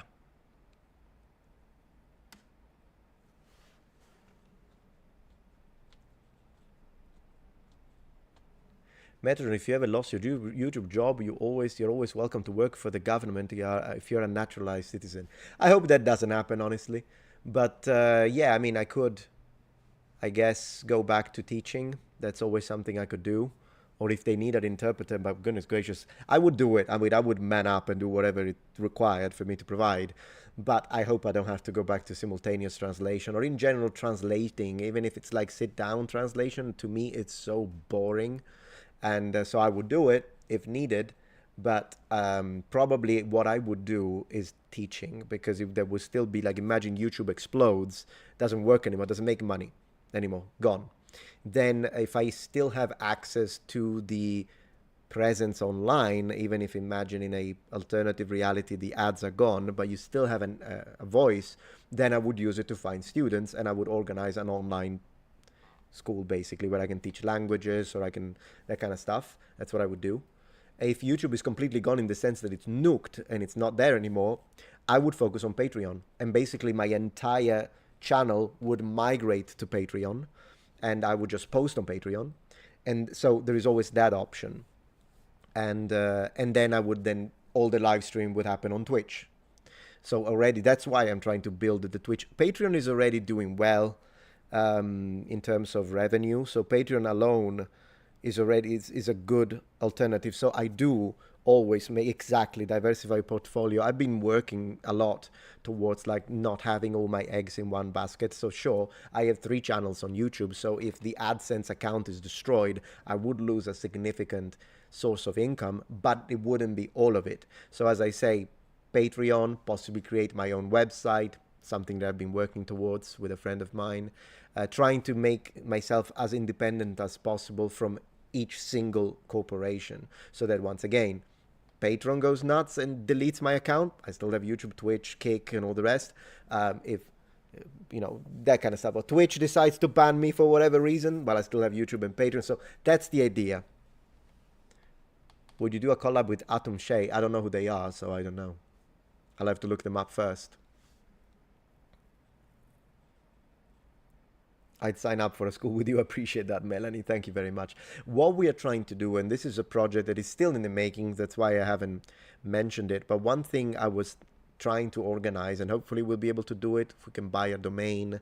And I've got a professional friend of mine who does web design.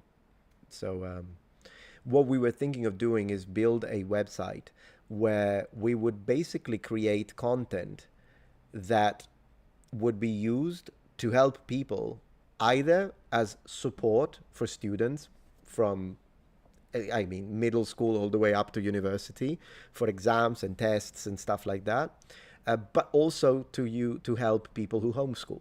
So if you have someone who's decided to homeschool, then we can give you, because again, I am a qualified teacher, and so are a few members of the team. So we were thinking of maybe trying to build a project together that not only would help people gain professional support, language learning, but also other subjects, to help them to get the tests, get the online certification. I did that for years. Like I was an actual assessor. So you had to go through me in Italy in order to get the certifications as one of, not the only one, was one of. So I can definitely train people how to get their certificates in language learning for foreign language acquisition. But in general, also as a way, particularly for those who homeschool, or in general for those who go to university but then are exposed to nonsense as well as the information, to not only be helped in order to find a way to, you know, pass the exams and the tests, but also to have a point of reference where they know, okay, so here there is no political message. And so this is what they told me at university, but this is what I'm learning here, and still professionals. And so, okay, so I can see the difference. We are trying to build that, and we are hoping to be able to come up with this soon. It takes some time if we want to do it right, but that's the idea. And also put you in contact with the members of the team, because as I say, we have an Egyptologist, professional. We have anthropologist, ultra professional. She is more professional than me, in fact. The qualifications are to the roof. We have a few linguists, so it could be a good idea. And then we could collaborate with Luc Ranieri on the language part. So actually make it a multi-channel network. So we are thinking about it. We're working on it. Might take some time, but with your support, and by the way, thank you, Emerald Crusade, there we go, for the support. We're working on it. I know you like your YouTube career, but in my opinion, I think YouTube is the mess right now because of it being used as a source of income rather than being a platform for entertainment. Yeah. Also, you could try to be an Italian language teacher. Yeah, I used to teach Italian. It's just that, yeah, language teaching is a good job. It's just that the reason why I stopped teaching at school and I actually quit my job is because YouTube's potential for revenue is like, if you get the views, it's very, very high in comparison. I don't think people understand that. I don't think people really realize. People do know that we creators, particularly when we go into mid-range, maybe I would consider myself mid-range creator. When you reach a mid-range creator, you don't, like, everyone thinks, well, the colossus, the giants, of course, those are freaking VIPs, millionaires. It's different. But even mid-range YouTube, something like I do, it's very remunerative. When it's ups and downs. Sometimes it's terrible. I've had my months that was like, goodness gracious, I'm glad I saved up because this month was terrible. But then there are months when it's really good. And so there's that. Like, I don't know what I would have to do to, like, if I lost all online, which again is not going to happen, but even if I lost all of my YouTube income, I don't know what kind of job I would have to do to match it, to be honest. Maybe something like that, like the opening of a school that is not a scam, that is not nonsense. We're working on it. We'll do it. But thank you again, Emerald, for the donation, $50. You've been extremely generous today. I have to really, hats to you, W in chat, to Emerald Crusade. Thank you for your support, man. I really appreciate that. Thank you very much. Yeah. Hello, James. In Canada, I suppose. Is that a beer? Or is it maple syrup? I don't know. We'll have to see.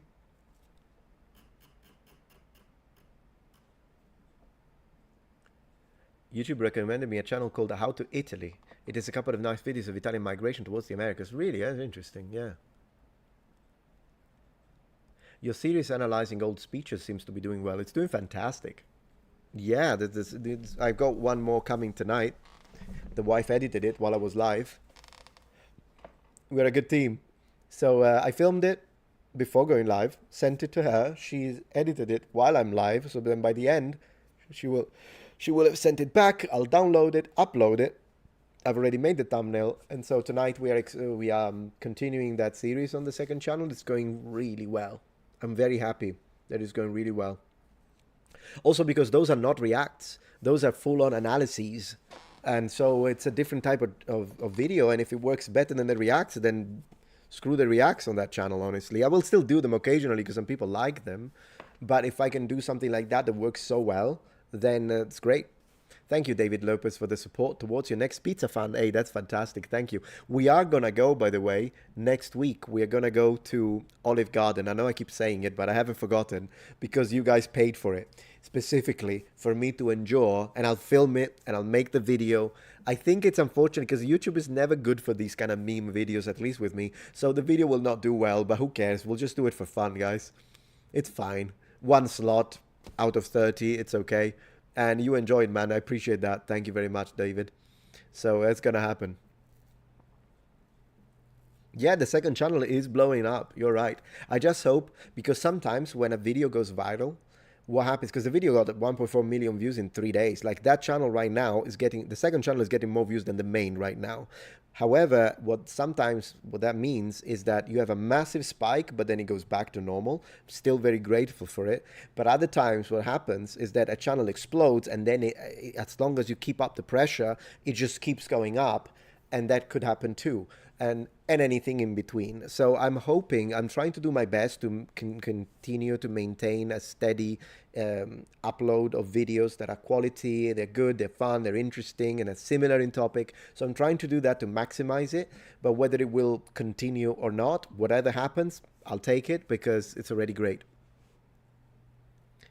If you go in full Roman kit, maybe we'll do a second episode for that. Don't want to get shot. Daniel, woohoo, looking forward to the OG video. Oh yeah, absolutely. Yeah, we'll do it. We'll absolutely do it. We're going to freaking... What do you guys think I should order, by the way, in Olive Garden? Do you have suggestions?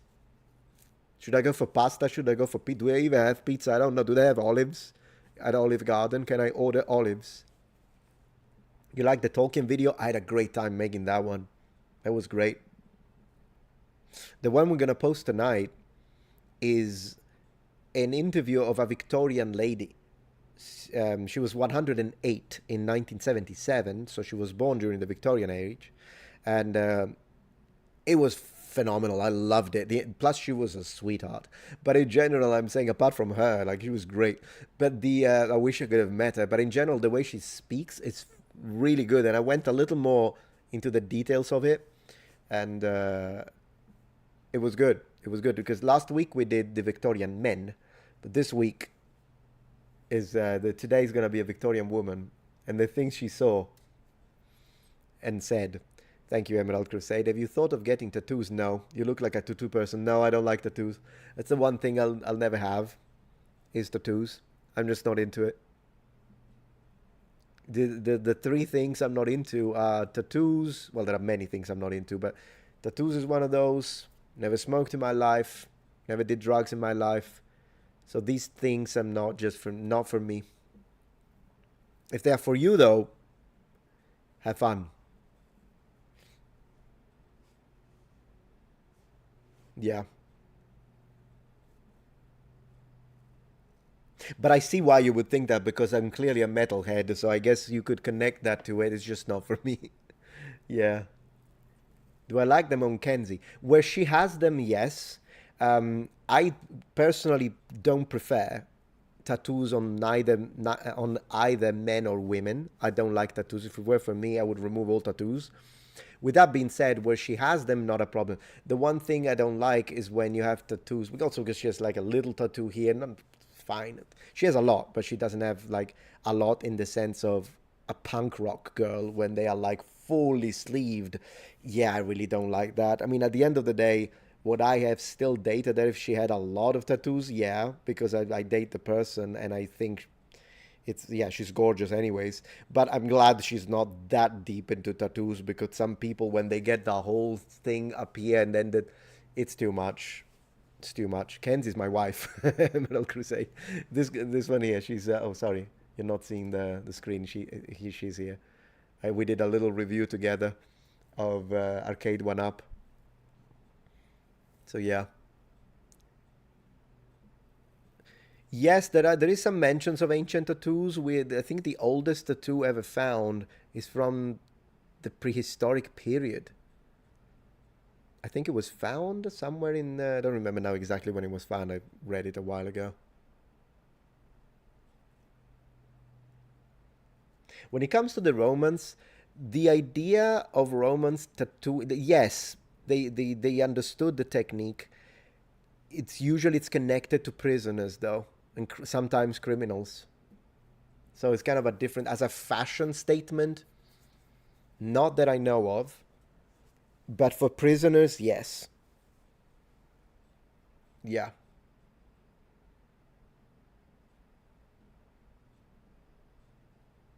They have beef at Olive Garden? Prehistoric mammoth tattoo would be cool, yeah, I guess. No angel tattoo in Meta's future. No, I don't need to tattoo an angel. I'm an angel. What do you need to tattoo it for if you got the real deal? Am I right? 50 people tomorrow, including you. I'm beat. Yeah, I can imagine, lady. Jennifer, absolutely. Make sure to rest and have breakfast. Don't skip breakfast in the morning.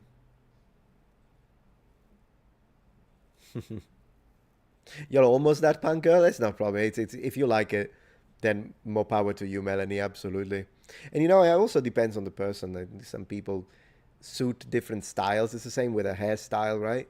Or a beard, for instance. Some people look better. Like for me, Keanu Reeves looks better without a beard. That's just me.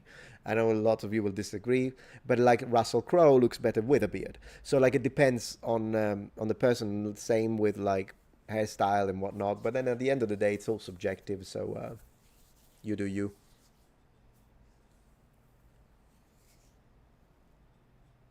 And your metals, it makes sense. Absolutely. Maximus Decimus Meridius. Yeah. Massimo Decimo Meridio in Italian, yeah. Hairdresser with tattoo. Yeah, it's also cultural, by the way, because like in Japan, most people don't have tattoos, and the only ones that do may have connections with Yakuza. Usually that's how it is. Yeah, in the West, I think it's particularly in America, but even in Italy. I think I've seen more people with tattoos in America, though, as opposed to Italy. In Italy, you do have people with tattoos, sure. But I see more people with tattoos among the younger generation in America, to be honest.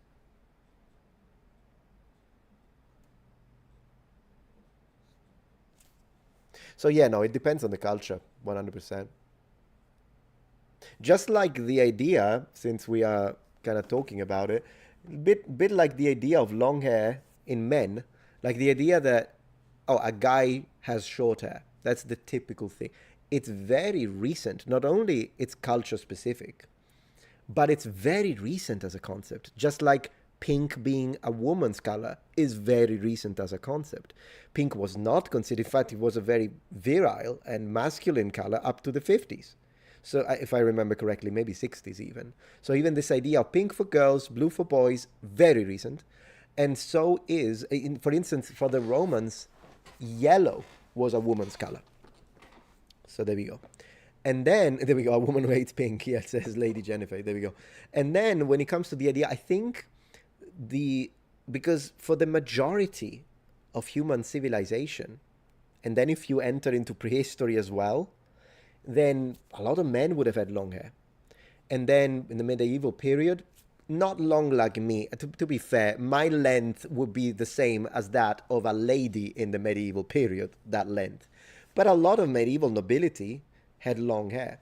And in fact, I think the only exception, at least to the shoulders, and the only exception to that rule, meaning you can find a medieval person with hair as long as mine, and it would be the Merovingian kings. But that was a specific thing. It was a distinctive trait. But in general, Spartans are reported of having long hair. Japanese samurai, long hair as a distinctive feature. So long hair in Germanic tribes, Norse, a lot of the history men had long hair, even all the way up to the Renaissance. If you see like Raffaello Sanzio, the painter, he had pretty long hair. So a lot of men were connected to long hair, particularly as a connection to wealth, prosperity, and nobility, and sometimes warrior class, or philosopher, like a philosopher look with a beard, for instance. And the idea of men have short hair is more a thing about the Industrial Revolution and the idea of working class men. Because even in the 1800s, still, if you had like a philosopher, a writer, still the long hair prevailed in the upper class. It is very recent that now the businessman's look of a short hair, maybe even a side part when it comes to like the 80s and 70s, 50s, is very recent, that association. So if you were, in fact, I think for a medieval perspective, some of our very short hair styles would look boyish to a medieval man. Be like, you look like a boy. But that's, that's just to say how different things are. And oftentimes stuff that we consider as absolutes, not only they are social constructs, but they are region specific and time specific. Yeah. It is what it is. Yeah, absolutely. Fire, machinery, long hair, not practical. In general, if you work with your hands a lot. Although then again, even then, if you think about it, the word long is dependent on the perspective, because that changes as well. Like already, a woman with hair just under her chin, usually you could say she's got short hair. But if it's a guy, you can call it a medium long. So already we change it depending on that, often. Depends, person specific. But what you consider short hair in a woman and what you consider long hair in a man tend to be different. But then, even if you're like, well, no, but when I say long hair, I actually mean long hair. Like Ken here. Ken has long hair because it reaches his shoulders. Well, that's short compared to mine. That's a joke compared to mine. If that long? So everything is like, it depends, right? It really depends. It's long compared to what? So there's that. Yeah. There is there we go. Yeah, Native Americans usually have very long hair, right? I love that, by the way. When they do the braid, the single braid, and I think it's still very masculine looking. So yeah, it's just one of those situations. Things change. 100%. I wonder what the fashion will be in 100 years from now. And even the stuff that we will see. So if you think about it, right? I'm in my 40s now, and it's 2025. Let's say that I vitamin pill and clean living, and I am still around in 40 years from now. So that would be the 2065. So we'll be definitely living the 60s, right? I'll see the 60s. And who knows? The 2060s, maybe 2070s, give another 10. We could, if everything, maybe medicine improves, and so now you can get to the age of 95, but you are more like someone in your 80s. That's possible that it will happen, logically, and so particularly with the usage of AI. And so if that happens, we could be experiencing the 80s again, but the 80s in the 2080s. As an old man Metatron, yeah. So that could be so cool, because, I mean, the 80s and the 90s are my favorite in the 20th century. Be nice to be around for the 80s and 90s now. Am I right? I appreciate that, Nicholas. Thank you very much. Metron, do you keep your hair long for special ability? It's a requirement for the angelic choir. Just it is what it is.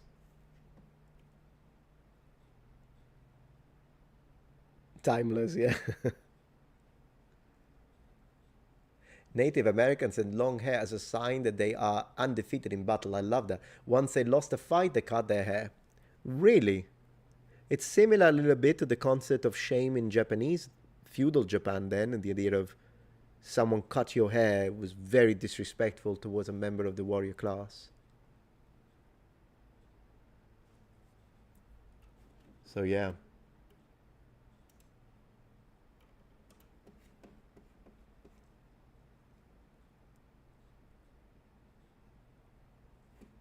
What do you think I should have for dinner tonight? We might need to poll it. Is it a pizza night or is it a pasta night? Decisions.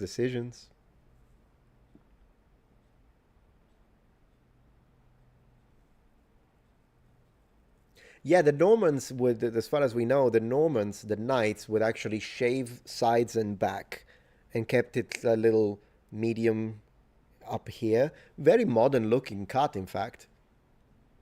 Kind of like the 2 blocks. Ramen, I wouldn't mind some ramen, but gnocchi with lemon butter, it's not a bad idea. A lot of people are saying ramen. Guys, oh, it's still the Centurion. I don't know where to get it. I would have to order it.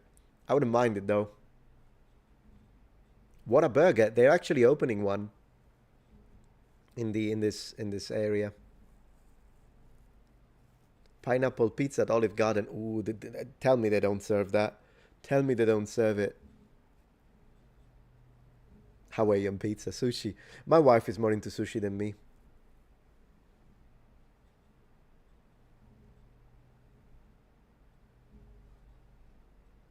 Let me see if I want to make sure I didn't miss any super chats. Oh yeah. Thank you, Polymathing, for the espresso after the pizza. Yeah, oh, thank you. Appreciate that. Some great speaker for the second channel, possibly Carl Jung, mainly P. Hall. Thank you for that. I'll definitely write it down.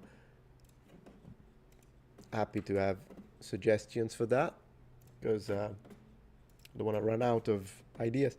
Have you heard, says Cozy, of Razuk tattoo since the 1300s?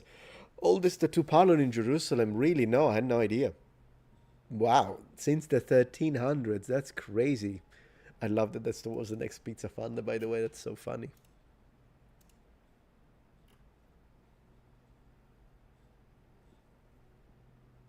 Do I have a piano in the house? Unfortunately not. One of our neighbors was going to sell a piano, so we thought about it, and we went to see it, but the piano wasn't great. So, and I'm very picky when it comes to that, so politely declined. Maybe in the future at one point, if I've got some extra cash, I wouldn't mind getting like a half piano, a $5,000. Not a full grand piano also, because that costs a lot of money, but a $5,000 when they're nice, They're nice. And that would be nice to have. Maybe put it in the...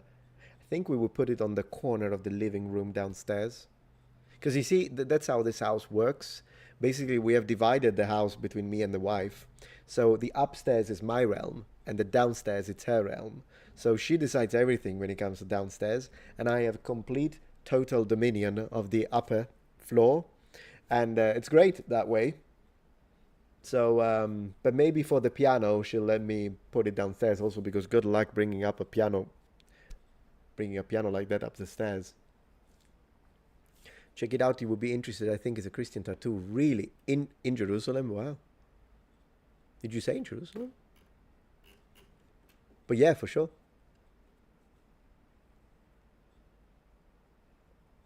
Yeah, we don't eat pineapple on pizza now. Yeah, especially, I mean, a grand piano would be not impossible. You have to ask. What you do, at least in Italy, is that you lift it with a machine. Basically, you lift it and then open the windows and enter it through the windows. Of course, you can build it, so you can dismantle it if needed. It kind of depends on the situation. Yeah.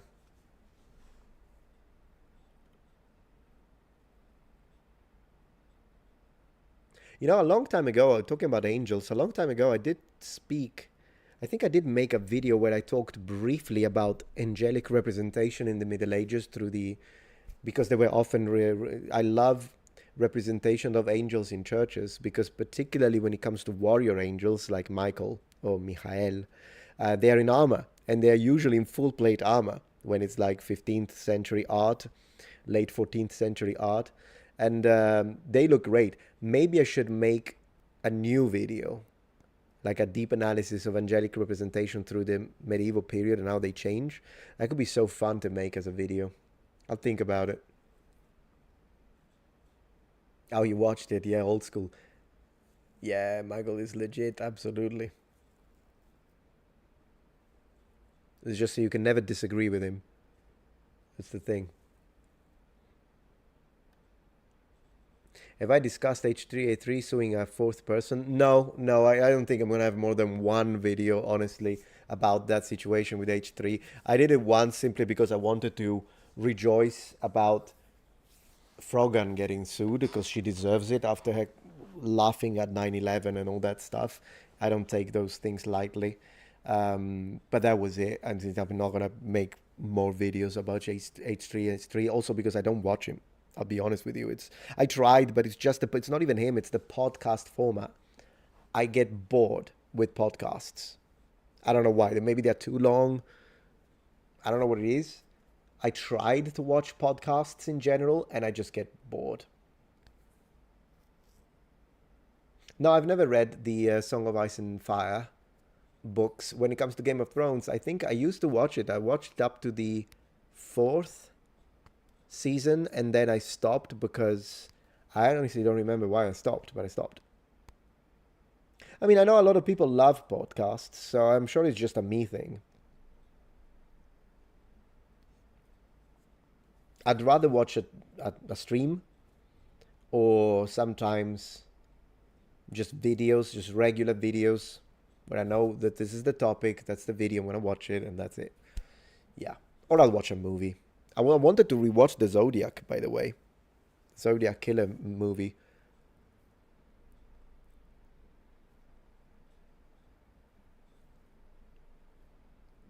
Your namesake. Oh, Caseytron is losing it? Really?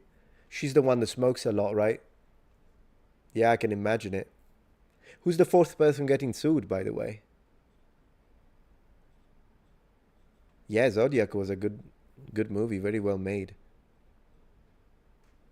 In my opinion, podcasts are great background when working. I can absolutely understand that. Maybe that would make it more tolerable for me. Usually I do that with streams, for sure. Yeah, I'm not sure. Grounded too? Yeah, probably not for me. Goatee. What game am I... I don't know, really. Game to be hyped about? I was very hyped about Civ 7. Oh, yeah, no, the new Heroes of Might and Magic. That's... I still don't know, though, because I wish I could have tried it. I even contacted them, the olden era. I contacted them and I said, hey, is there any way I could check it out? But didn't get any reply. And I'm not salty about it. I get it. It's fine. But I'm just saying, I wish. And so yeah, when that one comes out, I'll definitely download it and try it.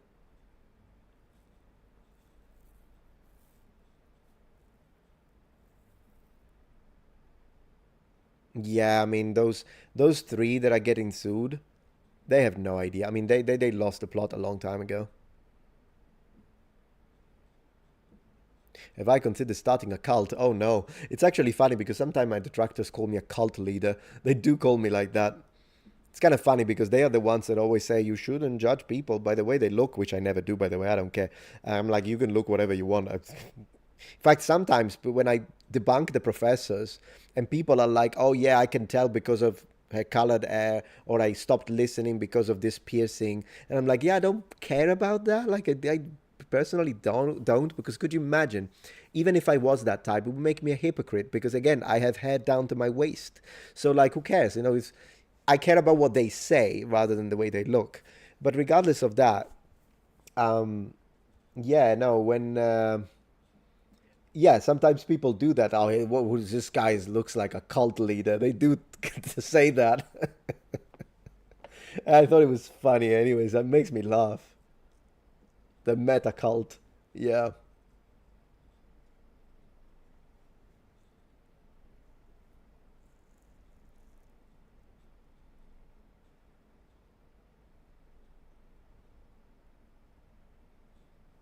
So yeah. Did you hear about the story where a Native American soldier was able to navigate without map or compass during around Native American War, but lost their ability when they cut hair due to military look rules? But what would hair have anything to do with navigation, though? I don't understand that. Yeah, Evil D is funny. That guy cracks me up. He asked me to do a collaboration together. It's just that I'm very slow and difficult to work with. Difficult to work with because I do too many things at the same time. And so it takes me forever to get prepared and organized and all that kind of stuff. If you ever got into being a VTuber, you could be an actual Muppet. Yeah, I mean, sure. I think I would get copy claimed, though.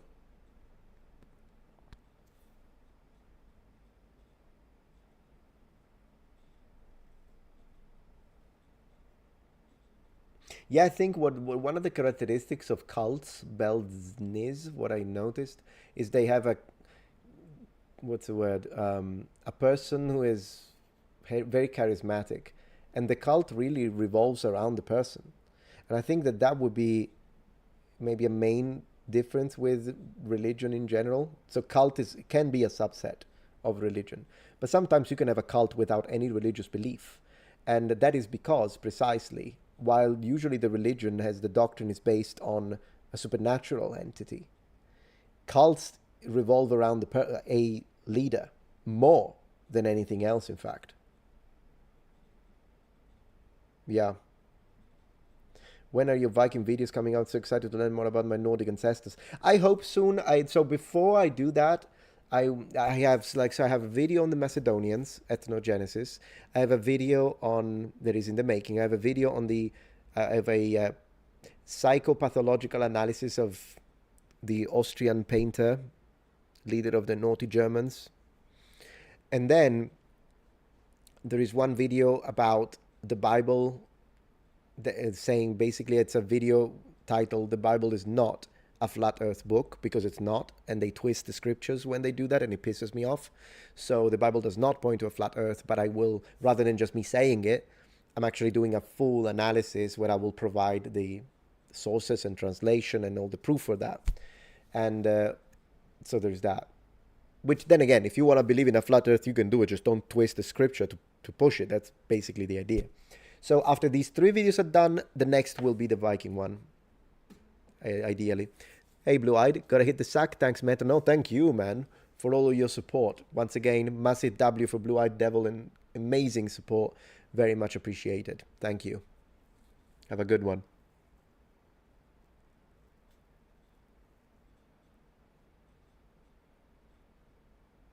Aue Kenturio. Do you think Alexander the Great learned Persian during his conquests? No, I don't think so. I think he would have just used translators, personally. No, I can't imagine him spending time to actually... Maybe he would have learned a few words, but I can't imagine him learning Persian. He was too... Apart from the fact that he died very young, but I think he was too caught up in his own things. Why don't you stream your gaming on YouTube? Because I don't know if it's helping the channel or not. So right now my streams are mostly exclusive to Twitch, but I will occasionally still do a multi-stream between Twitch and the Protectorate gaming channel.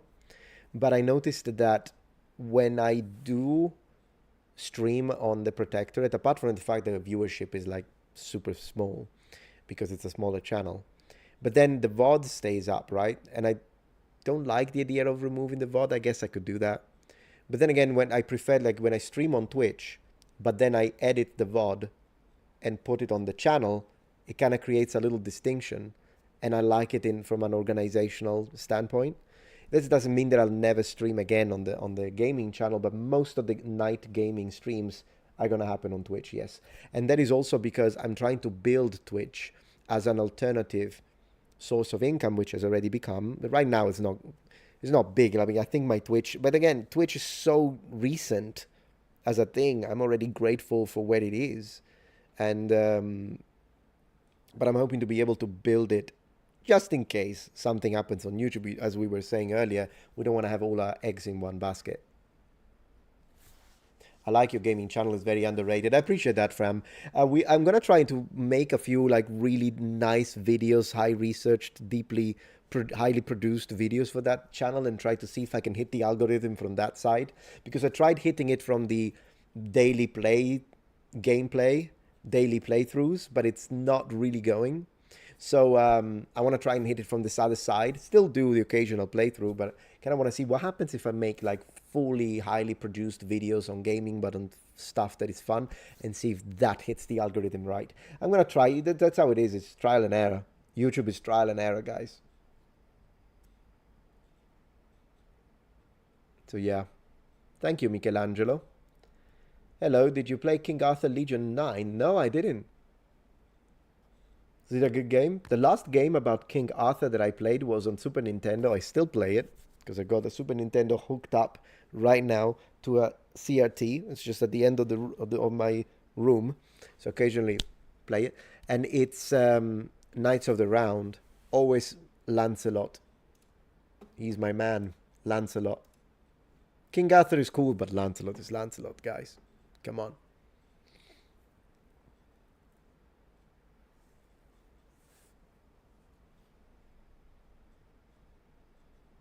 Appreciate that, Frame. Thank you. Yeah, the algorithm with I can't complain because the algorithm wasn't helping with the second channel either, but then it exploded 4 days ago. So as long as eventually it happens, I'll just continue to try that. Thank you, Emerald, for the support again. Sorry to repeat, but for your information, I was in Italy this past October, okay? I even attended Pope Francis' last public sermon. The Italians were nice, unlike other places, Spain, England, where people were giving me dirty looks. Why were they giving you dirty looks, I wonder? But yeah, no, in general, I would say, I mean, of course, I think it's might be a subjective thing, but in, yeah, no, in Italy, I think as a people, Italians are very welcoming. We're very much like the Greeks when it comes to that. I'm glad you had a good experience in Italy, by the way. Am I interested in LARPing? I used to do a little bit of LARP. Sometimes the rules threw me off, though. Right now, I don't think I could because I don't have the time with all the production and the streaming and the videos. Like right now, I don't have the time to do it. And whenever I have a little extra time, I prefer to just play some games or paint some minis. I do like the Mafia games. That's one of the games I'm looking forward to. Mafia old country set in Sicily. Are you joking? Are you kidding? I'm really looking forward to that. I hope we get to listen to some proper Sicilian.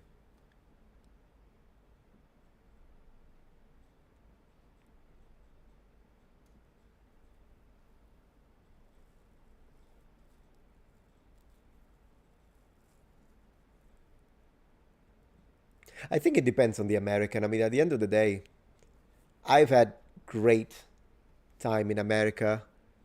My wife's family is fantastic, extended family, they're all nice. I do not understand a grandfather from Alabama, though. I do not understand a word. I need an actual translator. To me, I can understand the okay, but anyways, I was just saying they've always been very welcoming to me. I'd never had any problems with Americans. I guess it's a case by case. But yeah, her grandfather, I do not understand him. I just don't. When he speaks to me, he's from like the deep south. So when he speaks to me, it sounds like da da da da da da da da. That's what I'm hearing. I don't hear words. I just hear occasionally I will hear a word. I recognize one word. So he will say something and then I can recognize, I think he said rotation, because he was trying to explain to me, he's a farmer, and he was trying to explain to me like corn and cotton and whatever. I have no idea. I couldn't tell you what he said to save my life. No idea. I think it's also because he's old, though, because I can understand their cousins from down there. Not a problem. But my grandpa is beyond. Like, and you know what's really funny? And it's funny because it sounds like a joke, but it's not. I swear it's not. For me, due to the fact that, I have a university degree in Japanese and then moved to Japan, lived in Japan for 4 years, taught the language, worked as a professional translator. For me, it's easier to understand Japanese than to understand their grandfather. Like, if you put me in front of someone who speaks fluently Japanese to me, I'm going to have no problems. They're going to be like, konnichiwa, kyou wa nihongo o benkyou shitai to omoimasu. Like, that's fine. But her granddad, beyond my language skills. Can't understand it. And it's real. That's what's funny. It's true. So up to a certain point, even Mandarin, I'm not fluent, but even Mandarin, I can understand easier than her granddad. Bless his heart, by the way. He's such a nice guy. It was so funny. So we went there to eat. I'll read the super chat in a second, but went there to eat, and it was great. We had a great time. We go there for like Christmas or Thanksgiving. Food is fantastic. Anyways, we were eating and then we were going to bless the food. So he gave the blessing, the prayer. Man, I couldn't even tell you whether he prayed to Jesus or not. I don't know. I don't know as far as I'm concerned. I said amen out of politeness at the end, but I would have said amen if he prayed to the devil. I wouldn't have known because there was no idea what he was saying. So yeah, anyways, that happened. Legion 9 is about undead Roman tribune trying to rebuild Rome in Avalon. Wow. Now that you say it, I must have seen some concept art of that. Thank you, Emerald.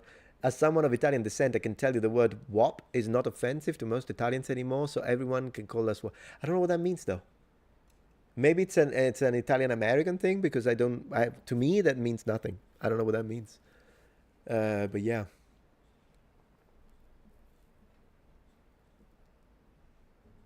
You said an Italian sound like this to us Northerners so fast. And yeah, I understand. I mean, at the end of the day, it's all relative, isn't it? I mean, if I were to speak actual Sicilian, like not just putting on the accent, or not just, because I've had this conversation with a few people in the north, whenever I would go and visit because my dad is northern, right? So I would go visit family in the north, and then people will be like, oh no, I understand Sicilian. And what they mean, usually, is someone who speaks Italian with a thick Sicilian accent. Great. But then are you sure you understand Sicilian when it's actually Sicilian? Like if I choose the sentences and words that I know, I don't think you'll... No, I can understand. Then I said a few sentences and like, I understood nothing. And I'm like, yeah, that's what I thought. So it depends. It really depends. Sicilian sometimes can be simple, but oftentimes the words are completely different. So it really depends. And so there is that. I think a lot of people, when they say, oh no, I understand Sicilian, it's easy, it's because maybe they heard it on a movie. But in a movie, they're making it easier on purpose. So they're speaking with the accent, like Montalbano sono. That already... It means Montalbano is the name of the guy, and then sono is I am, but with a thick Sicilian accent, very open vowel. And then we tend to put the verbs on the end because it's a little bit of a conservative aspect of Italian connected to Latin. The idea of putting, Sicilian. Italian doesn't do it. Italian is subject, verb, object. Sicilian is often, particularly in emphatic mode, but often it's subject, object, verb. a bit like Latin. Anyways, so he would say, instead of saying sono Montalbano, he would say Montalbano sono. But Sicilian, it's not sono, it's sogno. Sogno Montalbano, Montalbano sogno. So they're making it easier for TV oftentimes. And even though sogno is not a difficult one, a lot of words are different in Sicilian. Yeah. So like if I said, I don't know, probably you could understand a few words, but if I said something like stamattina mennevo un paliemmo per travagliare, mi macchiano petetto e disse maccattaro panino capo icchiatta, incocciava uno, mi fece un fiemmo, ciacchianava quattro tizzate ne nasca che si introduciava a cerare caricchie così. That's Sicilian. Deep Sicilian. And I doubt that someone from another area of Italy could understand more than a couple of words from that. And I didn't even prepare it, I just said it. So yeah, or like if I said, I don't know, if I could, assietati, I guess it's kind of easy. Assietati, to be like, sit down. Or like assecutare is like when you go after someone because you want to beat him up. Assecutare. Yeah, there are a few words like that in Sicilian that are kind of fun, but yeah. So that was some Sicilian. Italian is probably more of a beautiful language than Sicilian. Sicilian is very... Yeah, but it's fun. I like speaking Sicilian. With friends, we switch a lot. We switch between Italian and Sicilian a lot. Even during the same phone call, I'll be speaking Italian. Yeah, Sicilian is very passionate. You're absolutely right, Daniele. Yeah. Taruspigliaisi, to say like, did you wake up? Or tinisti yusu, to say, did you go downstairs? These are very different because iri is the verb to go in Sicilian, whereas in Italian it's andare. So depending on what you are saying, it will be mutually unintelligible with someone from mainland. Other times, the words are recognizable. So it really depends. Yeah. Accura, to say be careful instead of attento. Also, sometimes we use words that are considered archaic in Italian. So, for instance, in Italian you say comprare, to buy. In Sicilian, we have the word accattare. They use it in other southern regions as well, so this is not just Sicilian specific. But the funny thing is that Italians can understand it, but it's found in the Bible. So it's archaic. If an Italian hears it, it just sounds southern. But if you read the Bible, then you see that, yeah, Jesus does use the word accattare. So it's just kind of funny to me, actually, when I think about it. So it's just one of those things, I guess. Yeah. Susiti, to say stand up. Susiti. Instead of alzati in Italian. Susiti. Sicilian. Yeah. You know, when people say gabagol, I think it comes from capocollo. Maybe it's capocollo, but the way they say it in Naples, like capogol. And so that's probably where that one comes from. So it's not from Italian, it's from Neapolitan, specifically, the cold cut.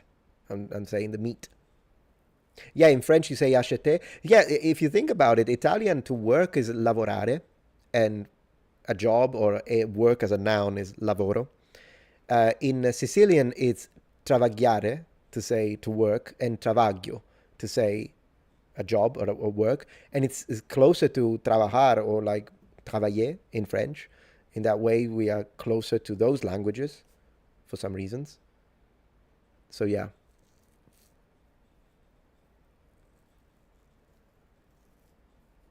Or like that word for head, mirudda. Like if I don't tell you, and you're Italian, because in Italian it's testa. In Sicilian, amirudda. Amirudda is your head. It sounds so weird for me to say it after so long. Goodness gracious, I haven't said that word in a while. Yeah. Sì. Mirudda. Amirudda. My gosh, yeah, I mean, Sicilian is its own thing, isn't it? I mean, it's an island after all. It just makes me laugh to use these words on camera. I'm sure Daniele can understand why. But yeah, I'm terrible at Romance languages. I'm a barbarian Germanic language fan. Sounds good to me, yeah. No problem, man.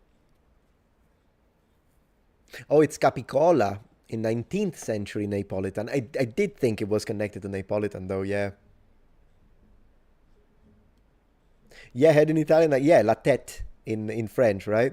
I don't know where we got that one from. Because, again, Sicilian is a mix of Greek, Latin, Arabic, some Spanish because of the domination, some Norman French. And so because it's a mixture of all of that, that's what happens. Like in Eastern Sicily, they say Caruso to say like a guy, like a young guy, a friend of yours, Caruso, and that it's connected to ancient Greek, not even modern.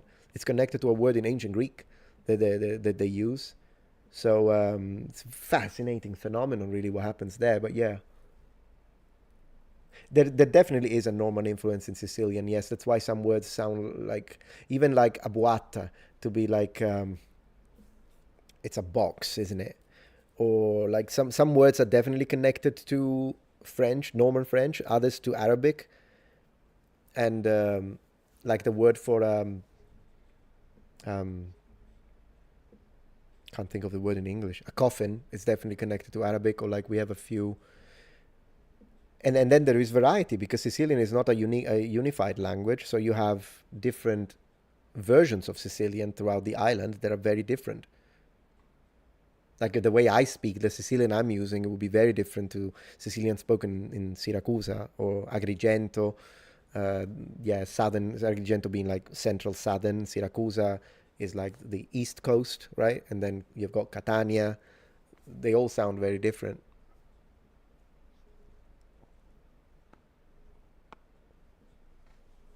Yeah, dirty blonde and green-eyed. There are quite a few Sicilians like that. Sure. I think I'm more typical when it comes to complexion with the dark hair. But in general, yeah, Sicilians with ginger hair or Sicilians with blonde hair, absolutely. There is less. Maybe, I don't know the percentages.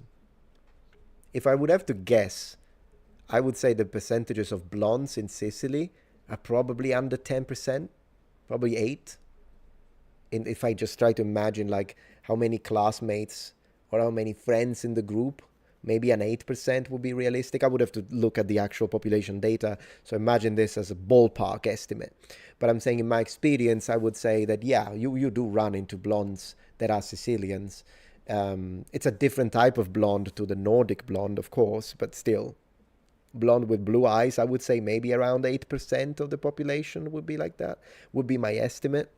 It's possible that it's higher than that, but I'm just saying an estimate. I do think we have more blondes in Sicily than they have in Greece, for instance, but clearly less than they have in Nordic countries or Germanic countries. Did you ever hear about the large sailing yacht?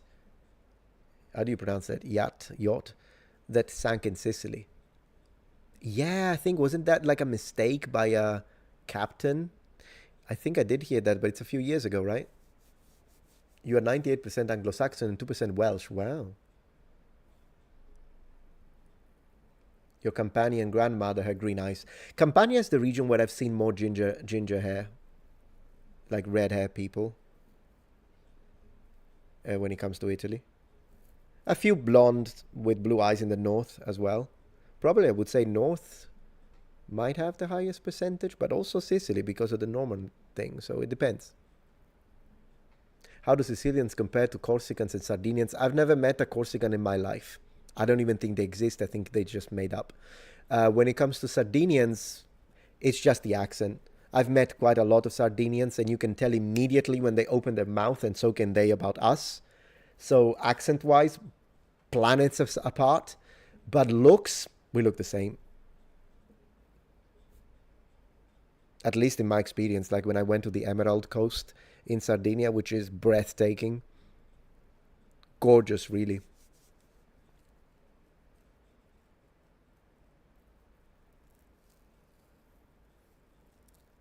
Sicilians are mostly early European farmer ancestry, aren't they? Yeah, I mean, Sicily was the wheat grain of Rome together with Egypt, but Sicily, I would say, even more and for a longer time. So a lot of the wheat was to produce bread was from Sicily, and then it would be moved throughout the empire, the republic, in fact, even earlier than that. You see, when sometimes people, and actually this happened to me with the immigration, in the United States, this happened to me. And again, it does happen sometimes, less often in Italy. Now it's maybe a few generations ago. Now people don't care. But in America, you know how sometimes it happens to me when I was going through New York, and the immigration officer is like, "Where are you from?" I'm like, "Italy." So I give him the passport, and he opens the passport, and he's like, "Oh, you're from Sicily?" I said, "Yes." "Oh, so you're not Italian, you're Sicilian." I'm like, "I'm Italian." So it's actually a rude thing to say, because I'm both. I'm Italian, I'm Sicilian. It's the same thing. It's basically, the idea is not all Italians are Sicilian, but all Sicilians are Italian. That's how it works. So basically, you can look at it as, you know, you can be from Texas, or you could be from New York or California, wherever the heck, and then, you know, you're immigrating somewhere in another country, and then they tell you, "You're from America?" "Yeah." "Oh, no, you're from Texas. You're not from America." Of course he's from America. It's like, that's the idea. And so, yeah, that happened a few times, and I had to correct them. One moment.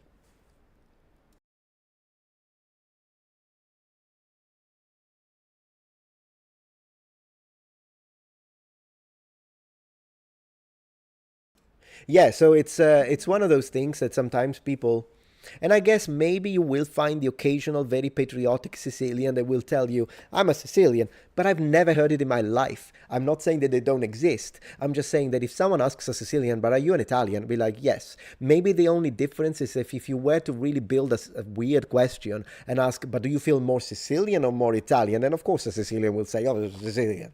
Okay?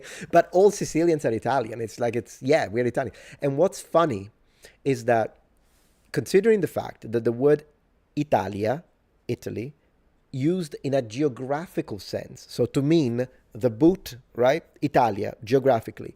It's an ancient word, and it's Latin. So the ancient Romans absolutely used it. There are hundreds of situations where the Romans used the word Italia, Italy.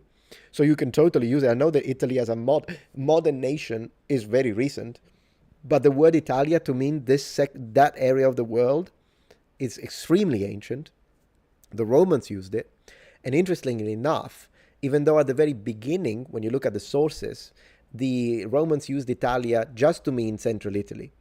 Already, by the time we reach the Republic and Middle Republic, all the way up to the Late Republic, the word Italia was used at an administrational level within the Roman provinces to mean all of the boot, all the way up to the Alps, including the islands. So, as I often respond, when people say, "You're Sicilian, you're not Italian," I say, "I have been Italian, or I have been from Italy since the Late Republic, at least." So this is just to say, as a little bit of a more of an educated response, when people use that kind of language. And unfortunately, sometimes, I don't think now it's a thing anymore. Maybe you can tell me, Daniele.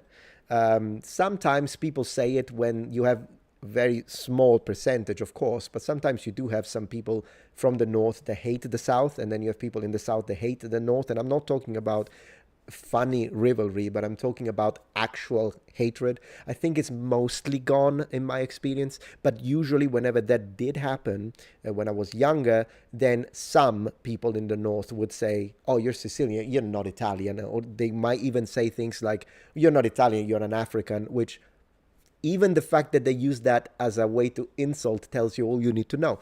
But in general, I think this is mostly gone now. But it's probably why it's something that when people tell me, "Oh, you're not Italian, you're Sicilian," it kind of still annoys me, because there was, at least up to maybe not so much now in the current generation, but up to a couple of generations ago, there could have been a little bit of derogatory feeling to it, which, again, it's an island, it's the deepest south, it's just one of those things, I guess. Yeah. Italia with an L. Polymer thing. Italia. So yes, it was part of the Italia, of the province of it. Yeah, it was part of Italia's since the ancient, since ancient Rome, absolutely.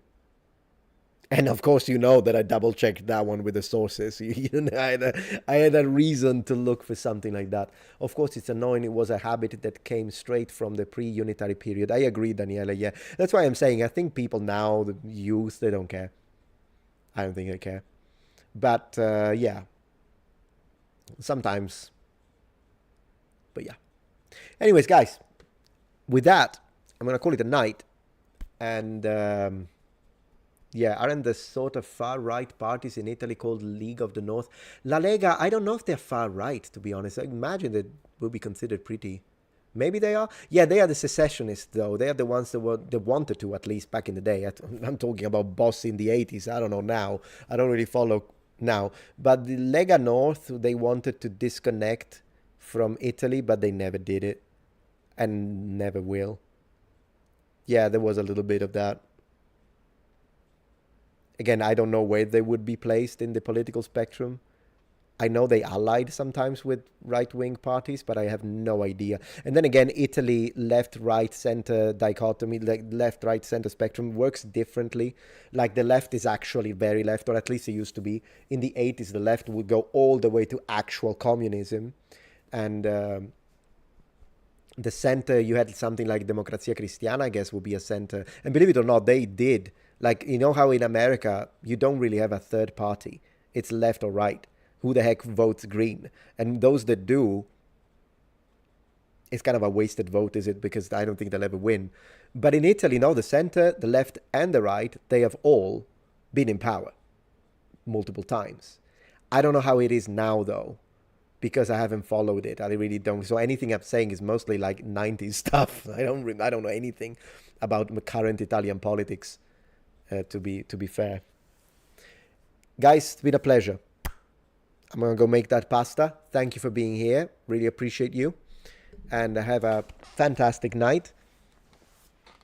And thank you again for your generosity. You've been amazing, as always. Have a good one. And buonanotte. Ciao, ciao, ciao. Have a good one. Ciao. Thank you again. Ciao, ciao.